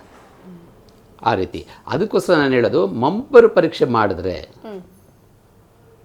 ಆಯ್ತಲ್ವಾ. ಈಗ ಮಂಪರು ಪರೀಕ್ಷೆ ಮಾಡಿದಾಗ ಅದು ಸೈಂಟಿಫಿಕ್ ಎಕ್ಸಾಮಿನೇಷನ್, ಅದು ನಾರ್ಕೋ ಅನಾಲಿಸಿಸ್ ಅಂತ ಹೇಳ್ತಾರೆ, ಅದಕ್ಕೆ ಬ್ರೈನ್ ಮ್ಯಾಪಿಂಗ್ ಅಂತಲೂ ಹೇಳ್ತಾರೆ. ಮಾಡಿದಾಗ ಅವ್ರಿಗೆ ಒಂದು ಪರ್ಟಿಕ್ಯುಲರ್ ಡ್ರಗ್ಸ್ ಅವ್ರಿಗೆ ಅಡ್ಮಿನಿಸ್ಟ್ರ್ ಮಾಡ್ತಾರೆ, ಮೆಡಿಸಿನ್ ಅಡ್ಮಿನಿಸ್ಟ್ರ್ ಮಾಡಿದಾಗ ಅವರು ಆ ಹಿಪ್ನಾಟಿಕ್ ಸ್ಟೇಟ್ಗೆ ಹೋಗ್ತಾರೆ. ಯಾರು ಆ ಅಕ್ಯೂಸ್ಡ್ ಹಿಪ್ನಾಟಿಕ್ ಸ್ಟೇಟ್ಗೆ ಹೋದಾಗ ಅದು ಅವ್ನಿಗೆ ಹಳೆ ಈ ಒಂದು ಪರ್ಟಿಕ್ಯುಲರ್ ಸ್ಟೇಜ್ಗೆ ಹೋಗಿ ಆ ಪರ್ಟಿಕ್ಯುಲರ್ ದಿನಾಂಕ ಏನಾಯಿತು ಕೇಳಿದಾಗ ಹಳೆಯದೆಲ್ಲ ಜ್ಞಾಪಕ ಅವ್ನಿಗೆ ಬರ್ತಾ ಇರುತ್ತೆ. ಸುಳ್ಳು ಹೇಳೋದಕ್ಕೆ ಆಗೋದಿಲ್ಲ ಆ ಪರಿಸ್ಥಿತಿನಲ್ಲಿ. ಆಗ ಇದ್ದಂಗೆ ಹೇಳ್ತಾರೆ. ಏನು ತೊಂದರೆ ಆಗಲ್ಲ, ಏನು ತೊಂದರೆ ಆಗುತ್ತೆ. ಹೆಲ್ದಿ ಪರ್ಸನ್ ಇದ್ದರೆ ಎಷ್ಟು ಸಾವಿರಾರು ಜನಕ್ಕೆ ಹತ್ರ ನಡೆಸಿದ ಏನು ತೊಂದರೆ ಏನಾಗೋದಿಲ್ಲ. ಏನು ತೊಂದರೆ ಆಗುತ್ತೆ. ಈಗ ಸತ್ಯ ಸಂಶೋಧನೆ ಮಾಡಬೇಕು ಅಂದರೆ ಅದಕ್ಕೇನಾದರೂ ಒಂದು ಟೂಲ್ ಇರಬೇಕು. ಈಗ ಒಂದು ಟೂಲ್ ಇದೆ ನಮ್ಮ ಹತ್ರ, ಆದರೆ ಅದು ವಾಲಂಟ್ರಿಯಾಗಿ ಬರಬೇಕು ಅನ್ನೋದು ನಮ್ಮ ಕಾನೂನು. ಅಂದರೆ ಯಾರ ಮೇಲೆ ಯಾರು ಫೋರ್ಸ್ ಮಾಡೋಂಗಿಲ್ಲ. ಕೋರ್ಟ್ ಹೇಳೋಕ್ಕಾಗಲ್ಲ, ಇವಾಗ ನೀನು ಮಾಫಿ ಸಾಕ್ಷಿಯಾಗಿ ಬಂದಿದ್ಯಾ, ನೀನು ಹೇಳ್ತಾ ಇರೋದು ತಪ್ಪ ಸುಳ್ಳ ಅಥವಾ ಅರ್ಧ ಸತ್ಯ ಅಂತ ನಮಗೆ ಗೊತ್ತಿಲ್ಲ, ಆ ಕಾರಣದಿಂದ ನೀನು ಮಂಪರ್ ಪರೀಕ್ಷೆಗೆ ಒಳಗಾಗುವಂತ ಕೋರ್ಟ್ ಹೇಳಲಿಕ್ಕೆ ಬರೋದಿಲ್ಲ, ಲಾಯರ್ಸು ಹೇಳಲಿಕ್ಕೆ ಬರೋದಿಲ್ಲ. ಯಾರು ಅವ್ರ ಮೇಲೆ ಹೌದು ಸ್ವಇಚ್ಛೆಯಿಂದ ಆತನೇ ಮುಂದೆ ಬರಬೇಕು. ಆತ ಆನೆಸ್ಟ್ ಆಗಿದ್ದರೆ, ಯಾರೇ ಒಬ್ಬರು ಆನೆಸ್ಟ್ ಆಗಿದ್ದರೆ, ನಾನು ನಿಜಾನೇ ಹೇಳ್ತೀನಿ ಅಂತ ಹೇಳಿದ್ರೆ he will submit himself to forensic examination, narco ಅನಾಲಿಸಿಸ್ಗೆ ಅಥವಾ ಬ್ರೈನ್ ಮ್ಯಾಪಿಂಗ್ಗೆ ಒಳಗಾಗ್ತಾರೆ, ಮಂಪರ್ ಪರೀಕ್ಷೆಗೆ ಒಳಗಾಗ್ತಾರೆ. ಅದರಲ್ಲಿ ಏನಿದೆ ಆಗಬಹುದು. ಅದಕ್ಕೆ ನಾವು ಕಾದು ನೋಡಬೇಕು ಆ ಪರಿಸ್ಥಿತಿ ಬರುತ್ತಾ ಅಂತ ಹೇಳಿ. ಆಮೇಲೆ ಇನ್ನೊಂದು, ಈ ಪರಿಸ್ಥಿತಿ ಬರೋದಕ್ಕೆ ಇವಾಗ ಅವರಾಗವ್ರೆ ಕೋರ್ಟ್ ಅದಕ್ಕೆ ಒಂದು ಸ್ಟೇಜ್ ಕ್ರಿಯೇಟ್ ಮಾಡ್ಬೋದು. ಏನು ಮಾನ್ಯ ನ್ಯಾಯಾಲಯ ಹೇಳ್ಬೋದು, ಇವನ್ನೆಲ್ಲ ಕರೆದು ಅಕ್ಯೂಸ್ನೆಲ್ಲ ಕರೆದು ನೋಡಿ, ನಿಮ್ಮಲ್ಲಿ ಯಾರಾದರೂ ಸ್ವಇಚ್ಛೆಯಿಂದ ಮಂಪರ್ ಪರೀಕ್ಷೆಗೆ ಒಳಗಾಗ್ತೀರಾ ಕೇಳ್ಬೋದು. ಸ್ವಇಚ್ಛೆಯಿಂದ ಕೇಳಲೇಬೇಕು. ಕೇಳಿದಾಗ ಏನಾಗುತ್ತೆ, ಒಂದು ಪ್ಲಾಟ್ಫಾರ್ಮ್ ಅವ್ರಿಗೆ ಗೊತ್ತಾಗುತ್ತೆ. ಸೊ ಆಗ ಅದ್ರಲ್ಲಿ ಯಾರಾದರೂ ಒಬ್ಬರು ಬರ್ಬೋದು. ಬಂದಾಗ ಈ ಮಾಫಿ ಸಾಕ್ಷಿಗಳಿಗಿಂತ ಆ ಸ್ಟೇಟ್ಮೆಂಟು 100ಕ್ಕೆ 100ರಷ್ಟು ಕರೆಕ್ಟಾಗಿರುತ್ತೆ. ಅದರಲ್ಲೇನು ಬಯಸ್ಡ್ ಇರೋದಿಲ್ಲ. ಮತ್ತು ಅದನ್ನು ಯಾರು ಚಾಲೆಂಜ್ ಮಾಡೋಕ್ಕಾಗಲ್ಲ, ಕ್ವಶನ್ ಮಾಡೋಕ್ಕಾಗಲ್ಲ, ಯಾಕಂದರೆ ಸೈಂಟಿಫಿಕ್ ರಿಸಲ್ಟ್ ಇರುತ್ತೆ ಇದರಲ್ಲಿ. ಆ ರೀತಿ. ಸರ್, ಮಾಫಿ ಸಾಕ್ಷಿಗೆ ಪವಿತ್ರ ಅವ್ರಿಗಾಗಲಿ ಅಥವಾ ಈಗ ದರ್ಶನ್ ಅವ್ರಿಗಾಗಲಿ ಅವಕಾಶ ಇಲ್ವಾ? ಆಗ್ಬೋದು. ಎಲ್ಲರಿಗೂ ಅವಕಾಶ ಇರುತ್ತೆ. ಎಲ್ಲರಿಗೂ ಅವಕಾಶ ಇರುತ್ತೆ. ಆದರೆ ಅದು ಪರಿಗಣಿಸ್ತಾರಾ ಇಲ್ವಾ ಅನ್ನೋದು ಗೊತ್ತಿಲ್ಲ. ಈಗ ಆ 3 ಜನದ್ದು ಪರಿಗಣಿಸಿದ್ದಾರೆ ಅಂತಂದ್ರೆ ಇವ್ರದ್ದು ಪರಿಗಣಿಸ್ಬೇಕಲ್ವಾ ಅಂತ ಒಂದಷ್ಟು ಜನ. ಅಂದರೆ ಏನಾಗುತ್ತೆ, ಈಗ ಪ್ರಾಸಿಕ್ಯೂಷನ್ ಪರವಾಗೇ ಇರುತ್ತೆ ಮಾಫಿ ಸಾಕ್ಷಿ. ಆ ಕಾರಣದಿಂದ ಅದು ಕೇಸಿಂದ ನಾವು ತಪ್ಪಿಸ್ಕೊಳ್ಬೇಕು, ನಾವೊಬ್ಬರು ಮಾತ್ರ ತಪ್ಪಿಸ್ಕೊಳ್ಬೇಕು ಅನ್ನೋರು ಅದನ್ನು ಉಪಯೋಗಿಸ್ಕೊಳ್ಬೋದು. ಆಯಿತಾ, ಅವರು ಇಂಟೆನ್ಷನ್ ಬಂದ್ಬಿಟ್ಟು ನಾವು ಸುಳ್ಳು ಹೇಳಬಾರ್ದು, ನ್ಯಾಯನೇ ಹೇಳಬೇಕು ಅಂತ ಇದ್ದಾಗ ಅವರು ಮಾಫಿ ಸಾಕ್ಷಿ ಆಗೋದಕ್ಕೆ ಜೊತೆಗೆ ಅವ್ರನ್ನ ಮಂಪರ್ ಪರೀಕ್ಷೆಗೆ ಒಳಗಾಕೋದಕ್ಕೆ ಒಂದು ಅಪ್ಲಿಕೇಶನ್ ಕೊಡ್ಬೋದಾಗಿತ್ತು. ಇವ್ರು ಯಾರು ಆ ರೀತಿ ಕೊಟ್ಟಿಲ್ಲ ಅಪ್ಲಿಕೇಶನ್. ಬರೀ ನಾನು ಮಾಫಿ ಸಾಕ್ಷಿ ಅಂತ ಹೇಳ್ಬಿಟ್ಟು ಪ್ರಾಸಿಕ್ಯೂಷನ್ ಪರವಾಗಿ ಮಾತಾಡುವಂಥದ್ದು ಸ್ಟೇಟ್ಮೆಂಟ್ಗಳು ಅದು ಅಷ್ಟು ಕಾನೂನು ಪರವಾಗಿರೋದಿಲ್ಲ ಅಂತ ನಂದು ಅಭಿಪ್ರಾಯ. ಸೊ ಈಗ ಏನಾಗಬಹುದು ಅಂತ ಮುಂದೆ? ಅದೇ ಯಾವ ಥರ ನೀವು ಹೇಳ್ತಾ ಇರೋದು? ಕೇಸಲ್ಲಿ ಏನಾಗಬಹುದು? ಕೇಸು ಏನು ಕಂಪ್ಲೀಟ್ ಆಗುತ್ತೆ. ಇನ್ನು ಕೆಲವು ದಿನಗಳಾದಮೇಲೆ ಈ ಮಾಫಿ ಸಾಕ್ಷಿಗಳು ಹೇಳಿದ್ದಾರೆ ಸ್ಟೇಟ್ಮೆಂಟು, ಇದನ್ನು ಅವ್ರ ಮಾಫಿ ಸಾಕ್ಷಿ ಅಂತ ಪರಿಗಣಿಸಿ ಅವ್ರ ಸ್ಟೇಟ್ಮೆಂಟ್ಗಳು ತೊಗೊಂಡ್ಬಿಟ್ಟು ಅಲ್ಲಿ ಮಿಸ್ಸಿಂಗ್ ಲಿಂಕ್ ಏನಿತ್ತು ಅದು ಇವರಿಂದ ಆಚೆ ಬರುತ್ತೆ. ಇವಾಗ ಆಲ್ರೆಡಿ ಅವ್ರು ಹೇಳಿದ್ದಾರೆ, ಆ ಸ್ಟೇಟ್ಮೆಂಟ್ಗಳೆಲ್ಲ ಇವಾಗೆಲ್ಲ ಮೀಡಿಯಾದಲ್ಲೂ ಬರ್ತಾ ಇದೆ. ಈ ಥರ ದರ್ಶನ್ ಈ ಥರ ಹೋದ್ರು, ಈ ಥರ ಆಯಿತು, ಆ ಥರ ಎಲ್ಲ ಆಯಿತಾ. ಅದನ್ನು ಪರಿಗಣನೆಗೆ ತೊಗೊಂಡು ಮತ್ತು ಪ್ರಾಸಿಕ್ಯೂಷನ್ ಏನು ಮಾಡಿದೆ ಅದನ್ನೆಲ್ಲ ಎವಿಡೆನ್ಸಸ್ಸು, ವಿಟ್ನೆಸಸ್ಸು ಇದನ್ನೆಲ್ಲ ತೊಗೊಂಡು ಇದು ಮೊದಲನೇದಾಗಿ ಇದು ಮರ್ಡರಾ ಅಥವಾ ಕಲ್ಪಬಲ್ ಹೋಮಿಸೈಡಾ ಅಂದರೆ ನಾಟ್ ಈಕ್ವಲೆಂಟ್ ಟು ಮರ್ಡರ್. ಅಂದರೆ ಇವಾಗ ಹೊಡೆದ್ರೆ ಅವನು ಸಾಯ್ತಾನೆ ಅಂತ ಗೊತ್ತು, ಆದರೆ ಇವ್ರಿಗೆ ಸಾಯಿಸುವಂಥ ಇಂಟೆನ್ಷನ್ ಇರಲಿಲ್ಲ ಅನ್ನೋದು ಅದು ಕೋರ್ಟ್ ಡಿಸೈಡ್ ಮಾಡುತ್ತೆ. ಕೋರ್ಟ್ ಡಿಸೈಡ್ ಮಾಡಿದಾಗ ಶಿಕ್ಷೆ ಏನು ಮೆಷರ್ಮೆಂಟ್ ಆಫ್ ಪನಿಷ್ಮೆಂಟ್ ಏನಿದೆ ಅದು ವೇರಿ ಆಗುತ್ತೆ. ಇನ್ನೊಂದು ಇದು ಅಕಸ್ಮಾತಾಗಿ ಇದೆಲ್ಲ ಒಂದು ಅಸಂಪ್ಷನ್ ಅಷ್ಟೇ, ಒಂದು ಅಸಂಪ್ಷನ್ ಈ ರೀತಿ ಆಗ್ಬೋದು ಅಂತ ಈಗ ನಡೆದಿರತಕ್ಕಂಥದ್ದನ್ನು ಇಟ್ಕೊಂಡು ಒಂದು ಅಸಂಪ್ಷನ್ ಮಾಡೋದಾದರೆ ಇದು ಒಬ್ಬರು ಮಾಡಿರ್ತಕ್ಕಂಥ ಕೃತ್ಯ ಅಲ್ಲ ಅನ್ನೋ ಚೆನ್ನಾಗಿ ಗೊತ್ತಾಗುತ್ತೆ. ಆ ಕೃತ್ಯ ಹಾಗೆ ಆಗಿದ್ರೂ ಸಹ ಒಬ್ಬರು ಯಾಕೆಂದರೆ ಈಗ ಈ ಮಾಫಿ ಸಾಕ್ಷಿನೇ ನಾನು ಮೀಡಿಯಾ ರಿಪೋರ್ಟಲ್ಲಿ ನೋಡ್ತಾ ಇರಬೇಕಾದ್ರೆ ಅಥವಾ ಬಂದು ಹೇಳ್ತಾ ನಾನು ಈ ಥರ ದರ್ಶನ್ಗೆ ವಿಷಯ ತಿಳಿಸ್ದೆ, ಅದು ಯಾರೋ ರೇಣುಕಾ ಸ್ವಾಮಿ ಸತ್ತೋಗಿದ್ದಾನೆ ಅಂತೇಳಿ ಆಗ ದರ್ಶನ್ದು ಇಮಿಡಿಯೇಟ್ ರಿಯಾಕ್ಷನ್ ಏನಿತ್ತು, ಹೌದಾ ಅಂತೇಳಿ ಇಟ್ ವಾಸ್ ಎ ಶಾಕ್ ಅಂತ ಹೇಳಿದ್ದಾನೆ. ಅಂದಾಗ ಈ ಒಂದು ಸ್ಟೇಟ್ಮೆಂಟಿಂದನೇ ಗೊತ್ತಾಗುತ್ತೆ ದರ್ಶನ್ ಹ್ಯಾಡ್ ನೋ ಇಂಟೆನ್ಷನ್, ಮೆನ್ಸ್ರಿಯಾ ಇರಲಿಲ್ಲ ಅಂತ ಚೆನ್ನಾಗಿ ಗೊತ್ತಾಗುತ್ತೆ. ಸೊ ಇವಾಗ ವಿತ್ ಇಂಟೆನ್ಷನ್ ಇದ್ದರೆ ಅದು ಬೇರೆ ಥರ, ಇದು ಇಂಟೆನ್ಷನ್ ಇಲ್ದಂಗೆ ಆಗಿರ್ತಕ್ಕಂಥ ಒಂದು ಕಾರ್ಯ ಅಂತ ಕೋರ್ಟ್ ಗಣನೆಗೆ ತೊಗೊಂಡು ಈಗೇನು ಪನಿಷ್ಮೆಂಟ್ ಆಗಿದೆ, ಈಗ ಆಲ್ರೆಡಿ 2 ವರ್ಷ ಆಯ್ತಲ್ವಾ, ಈಗ ಇದು ಮುಗಿಯೋದಕ್ಕೆ ಇನ್ನೊಂದು ವರ್ಷ ಆಗುತ್ತೆ ಅಂದರೆ 3 ವರ್ಷದ ಕಾಲ ಇವರು ಹೆಚ್ಚು ಕಡಿಮೆ ಜೈಲಲ್ಲಿ ಇರಬೇಕಾದಂಥ ಒಂದು ಪರಿಸ್ಥಿತಿ ಆಗೋಗಿದೆ. ಸೊ ಅದನ್ನೇ ಪನಿಷ್ಮೆಂಟು ಅಂತ ಗಣನೆಗೆ ತೊಗೊಂಡು ಇವ್ರನ್ನ ಬಿಡಬಹುದು, ಅದಕ್ಕೂ ಪಾಸಿಬಿಲಿಟೀಸ್ ಇದೆ. ಅಂದರೆ ಏನು ಇವರು 3 years ಸರ್ವ್ ಮಾಡಿದ್ದಾರೆ ಜೈಲಲ್ಲಿ, ಅದನ್ನೇ ಪನಿಷ್ಮೆಂಟ್ ತೊಗೊಂಡು ಇವ್ರನ್ನ ಬಿಡ್ಬೋದು. ಈ ರೀತಿ ಆಗೋಕ್ಕೆ ಸಾಧ್ಯತೆಗಳಿದೆ. ಮತ್ತು ಇಂಟೆನ್ಷನ್ನ ಸಾಬೀತು ಮಾಡಬೇಕಾಗತ್ತೆ. ಇದರಲ್ಲಿ ಪ್ರೈಮಾ ಫೇಸಿ ಇವಾಗಿರತಕ್ಕಂಥ ಎವಿಡೆನ್ಸ್ಗಳು, ಇವಾಗಿರತಕ್ಕಂಥ ಸ್ಟೇಟ್ಮೆಂಟ್ಗಳು ಮತ್ತು ಮೀಡಿಯಾದಲ್ಲಿ ಬರ್ತಂಥ ಎಲ್ಲ ರಿಪೋರ್ಟ್ಸ್ಗಳನ್ನ ನಾವು ಗಣನೆಗೆ ತೊಗೊಂಡು ತೂಕ ಹಾಕಬೇಕಾದ್ರೆ ದರ್ಶನ್ದು ಇಂಟೆನ್ಷನ್ ಇಲ್ಲ ಅನ್ನೋದು ಮೇಲ್ನೋಟಕ್ಕೆ ಚೆನ್ನಾಗಿ ಗೊತ್ತಾಗುತ್ತೆ. ಆ ರೀತಿ ಕೊಲೆ ಮಾಡಬೇಕು ಅಂತ ಇದ್ದರೆ ಯಾರೇ ಒಬ್ಬರು ಈ ರೀತಿ ಮಾಡೋದಿಲ್ಲ. ಕರೆದು ಒಂದು ಜೊತೆಗೆ ಒಂದು 5 ಜನ 6 ಜನ ಇಟ್ಕೊಂಡು ಅದು ಬರೀ ಬೆದರಿಸೋದಕ್ಕೆ ಮಾತ್ರನೇ ಉಪಯೋಗಿಸ್ತಾರೆ ಹೊರತು ಕೊಲೆ ಮಾಡಬೇಕು ಅಂತ ಅದಕ್ಕೆ ಬೇರೆ ಸಿಸ್ಟಮ್ಗಳಿರುತ್ತೆ. ಅದಕ್ಕೆ ಬೇರೆ ಥರ ವ್ಯವಸ್ಥೆನ ಹುಡುಕೊಳ್ತಾರೆ, ಸೀಕ್ರೆಟಿವ್ ಆಗಿ ಮಾಡ್ತಾರೆ. ಕೊಲೆ ಮಾಡಿಬಿಟ್ಟು ಸಿಗಾಕೊಳ್ತಾರೆ ಯಾರಾದರೂ, ಅದರಿಂದ ತಪ್ಪಿಸ್ಕೊಳ್ಬೇಕು ಅಂತಲೇ ಅಂದ್ಕೊಳ್ತಾರೆ. ಸೊ ಅದಕ್ಕೆ ಕೊಲೆ ಮಾಡಬೇಕು ಅಂತ ಇಂಟೆಂಟ್ ಇರೋವಂಥವ್ರು ಅವ್ರ ದೃಷ್ಟಿಕೋನವೇ ಬೇರೆ ಇರುತ್ತೆ. ಎಲ್ಲೋ ಕರೆಸ್ಕೊಳ್ತಾರೆ ಯಾರಿಗೂ ಗೊತ್ತಿಲ್ಲದಂಗೆ, ಅವ್ರನ್ನ ಕೊಲೆ ಮಾಡಿಬಿಟ್ಟು ಮುಚ್ಚಾಕೋದು, ಇನ್ನೊಬ್ರಿಗೆ ಗೊತ್ತಾಗ್ದಂಗೆ, ಎರಡನೇ ಮನುಷ್ಯನಿಗೆ ಗೊತ್ತಾಗ್ದಂಗೆ ಕೊಲೆ ಮಾಡುವಂಥದ್ದೇ ಜಾಸ್ತಿ ಇರುತ್ತೆ ಅಲ್ವಾ. ಇಲ್ಲಿ ಆ ರೀತಿ ಏನೂ ಇಲ್ಲ, ಎಲ್ಲ ಓಪನ್ ಆಗಿ ನಡೆದಿರ್ತಕ್ಕಂಥದ್ದು, ಎಲ್ಲ ಕ್ಯಾಮ್ರಾ ರೆಕಾರ್ಡಿಂಗ್ಸ್. ನಿಮಗೆ ಕೊಲೆ ಮಾಡ್ಬೇಕಾದ್ರೆ ಕ್ಯಾಮ್ರಾ ರೆಕಾರ್ಡಿಂಗ್ಸ್ ಏನಾದ್ರು ಇಟ್ಕೊಳ್ತಾರಾ? ಅದನ್ನೆಲ್ಲ ಆಫ್ ಮಾಡಿ ನೋಡಿ. ಎಷ್ಟೊಂದು ನಾವು ಇದರಲ್ಲೇ ಹುಡುಕ್ಬೋದು. ಈ ಇನ್ವೆಸ್ಟಿಗೇಷನಲ್ಲೇ ಅವ್ರ ಇನ್ವೆಸ್ಟಿಗೇಷನಲ್ಲಿ ಏನು ತೆಗೆದಿದ್ದಾರೆ ಅದರಲ್ಲೇ ನಾವು ಏನೆಲ್ಲ ಹುಡುಕ್ಬೋದು. ಇಂಟೆನ್ಷನ್ ಇಲ್ಲ ಅಂದರೆ ಈಗ ರೆಕಾರ್ಡ್ಸ್ ಎಲ್ಲೋದ್ರೂ ಇವಾಗ CCTV ಇರೋದು it is a common thing, ಅದೆಲ್ಲರಿಗೂ ಗೊತ್ತು. ಅದು ಹೊಸದಾಗಿ ಹೇಳ್ಕೊಳ್ಬೇಕಾಗತ್ತಾ? ಚೆನ್ನಾಗಿ ಗೊತ್ತಿರುತ್ತೆ. ಅದು ಇವಾಗ ದರ್ಶನ್ಗೆ ಅಥವಾ ಬೇರೆ ಅಕ್ಯೂಸ್ಡ್ಗೆ ಗೊತ್ತಿರೋದಿಲ್ವಾ? ಎಲ್ಲ ಕಡೆ CCTV ಇದೆ ಅಂತ. CCTV ಮುಂದೆನೇ ಆ ಥರ ಅವರು ಕೊಲೆ ಮಾಡೋದಕ್ಕೆ ಪ್ರಯತ್ನ ಬೀಳ್ತಾರಾ? ಅದು ಸ್ವಿಚ್ ಆಫ್ ಮಾಡೋದು, ಈ ಥರ ಪ್ರಯತ್ನ ಮಾಡ್ತಾರೆ ಅಲ್ವಾ. ಸೊ ಅದೇನು ಇದರಲ್ಲಿ ಪ್ರೈಮಾ ಫೇಸಿ ಆ ರೀತಿಯನ್ನು ಕಾಣಿಸ್ತಾ ಇಲ್ಲ. ಎಲ್ಲ ಎವಿಡೆನ್ಸ್ಗಳೆಲ್ಲ ಸಿಕ್ಕಿದೆ ಅಂತ ಹೇಳ್ತಾ ಇದ್ದಾರೆ, ಎಲ್ಲ ಮಾತುಗಳು ಫೋನ್ ರೆಕಾರ್ಡ್ಸು ಸಿಕ್ಕಿದೆ ಅಂತ ಹೇಳ್ತಾ ಇದ್ದಾರೆ.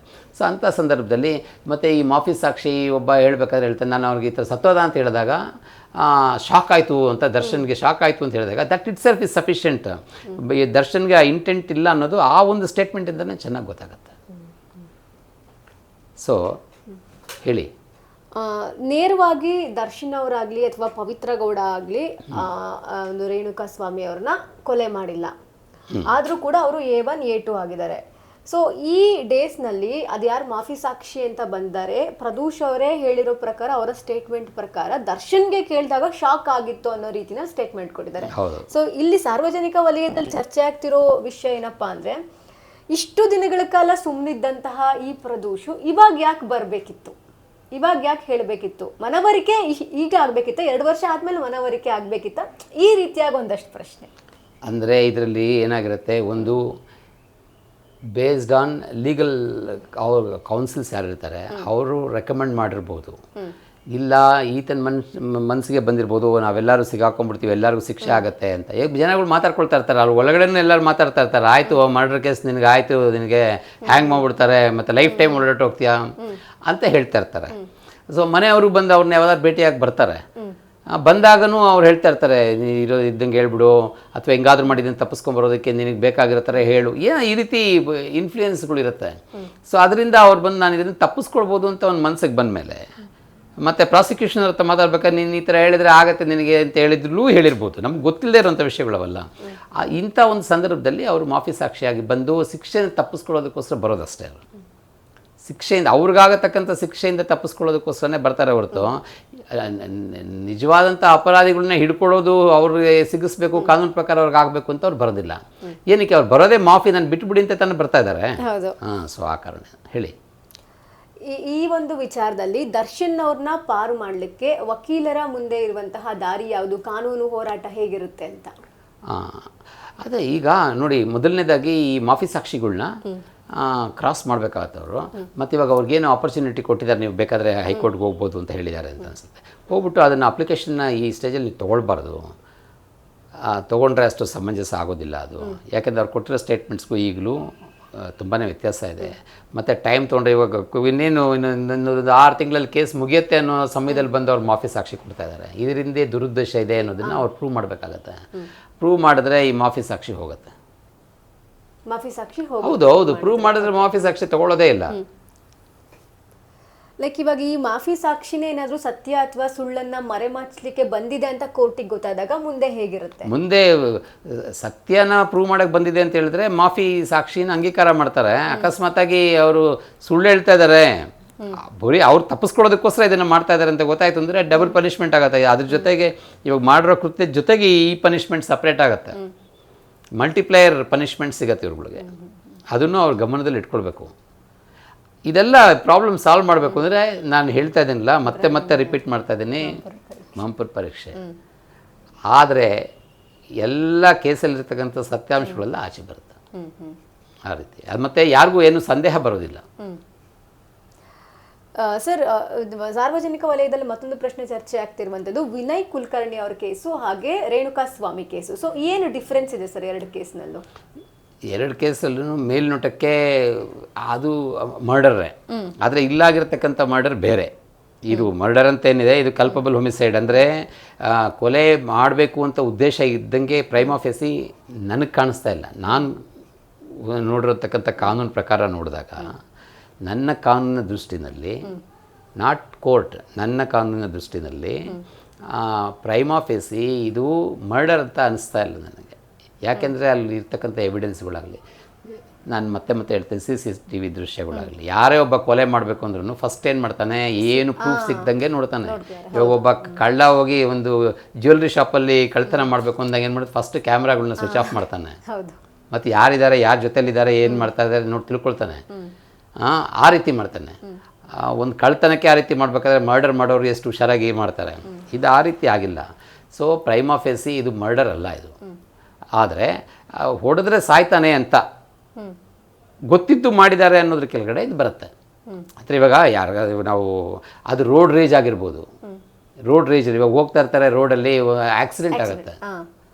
ಆಯಿತಾ. ಆಕ್ಸಿಡೆಂಟ್ ಆದಾಗ ಒಬ್ರಿಗೊಬ್ರು ಹೊಡ್ಕೊಳ್ತಾರೆ, ಹೊಡ್ಕೊಂಡಾಗ ಒಬ್ಬ ಸತ್ತೋಗ್ತಾನೆ. ಅದನ್ನೇನಂತ ಕರಿತೀರಾ? ಅದು ಮರ್ಡರ್ ಅಂತ ಹೇಳೋಕ್ಕಾಗತ್ತಾ? ಆಗಲ್ಲ. ಆದರೆ ಹೊಡೆದ್ರೆ ಸಾಯ್ತಾನೆ ಅಂತ ಅವ್ನಿಗೆ ಗೊತ್ತು, ಯಾಕಂದರೆ ಅಷ್ಟು ಕಾಮನ್ ಸೆನ್ಸು ಅಷ್ಟು ಲೀಗಲ್ ನಾಲೆಜು ಪ್ರತಿಯೊಬ್ಬರಿಗೂ ಇರುತ್ತೆ. ಹೊಡೆದಾಗ ಅವ್ನು ಸತ್ತೋದಾಗ ಅದು ಇವನಿಗೆ ಅವನ್ನ ಮರ್ಡರ್ ಮಾಡಬೇಕು ಅಂತ ಇಂಟೆನ್ಷನ್ ಇರಲಿಲ್ಲ, ಆದರೆ ಆ ರೋಷ ಆವೇಶ ಆ ಪ್ರಮೇಯ ಆ ಸಂದರ್ಭದಲ್ಲಿ ಅವನ ಆ ರೀತಿ ಹೊಡೆದು ಅವ್ನು ಸತ್ತೋಗಿದ್ದಾನೆ ಅಂತ ಆಗುತ್ತೆ. ಅದೆರಡು ವ್ಯಾಖ್ಯಾನನೇ ಬೇರೆ ಆಗುತ್ತಲ್ವಾ.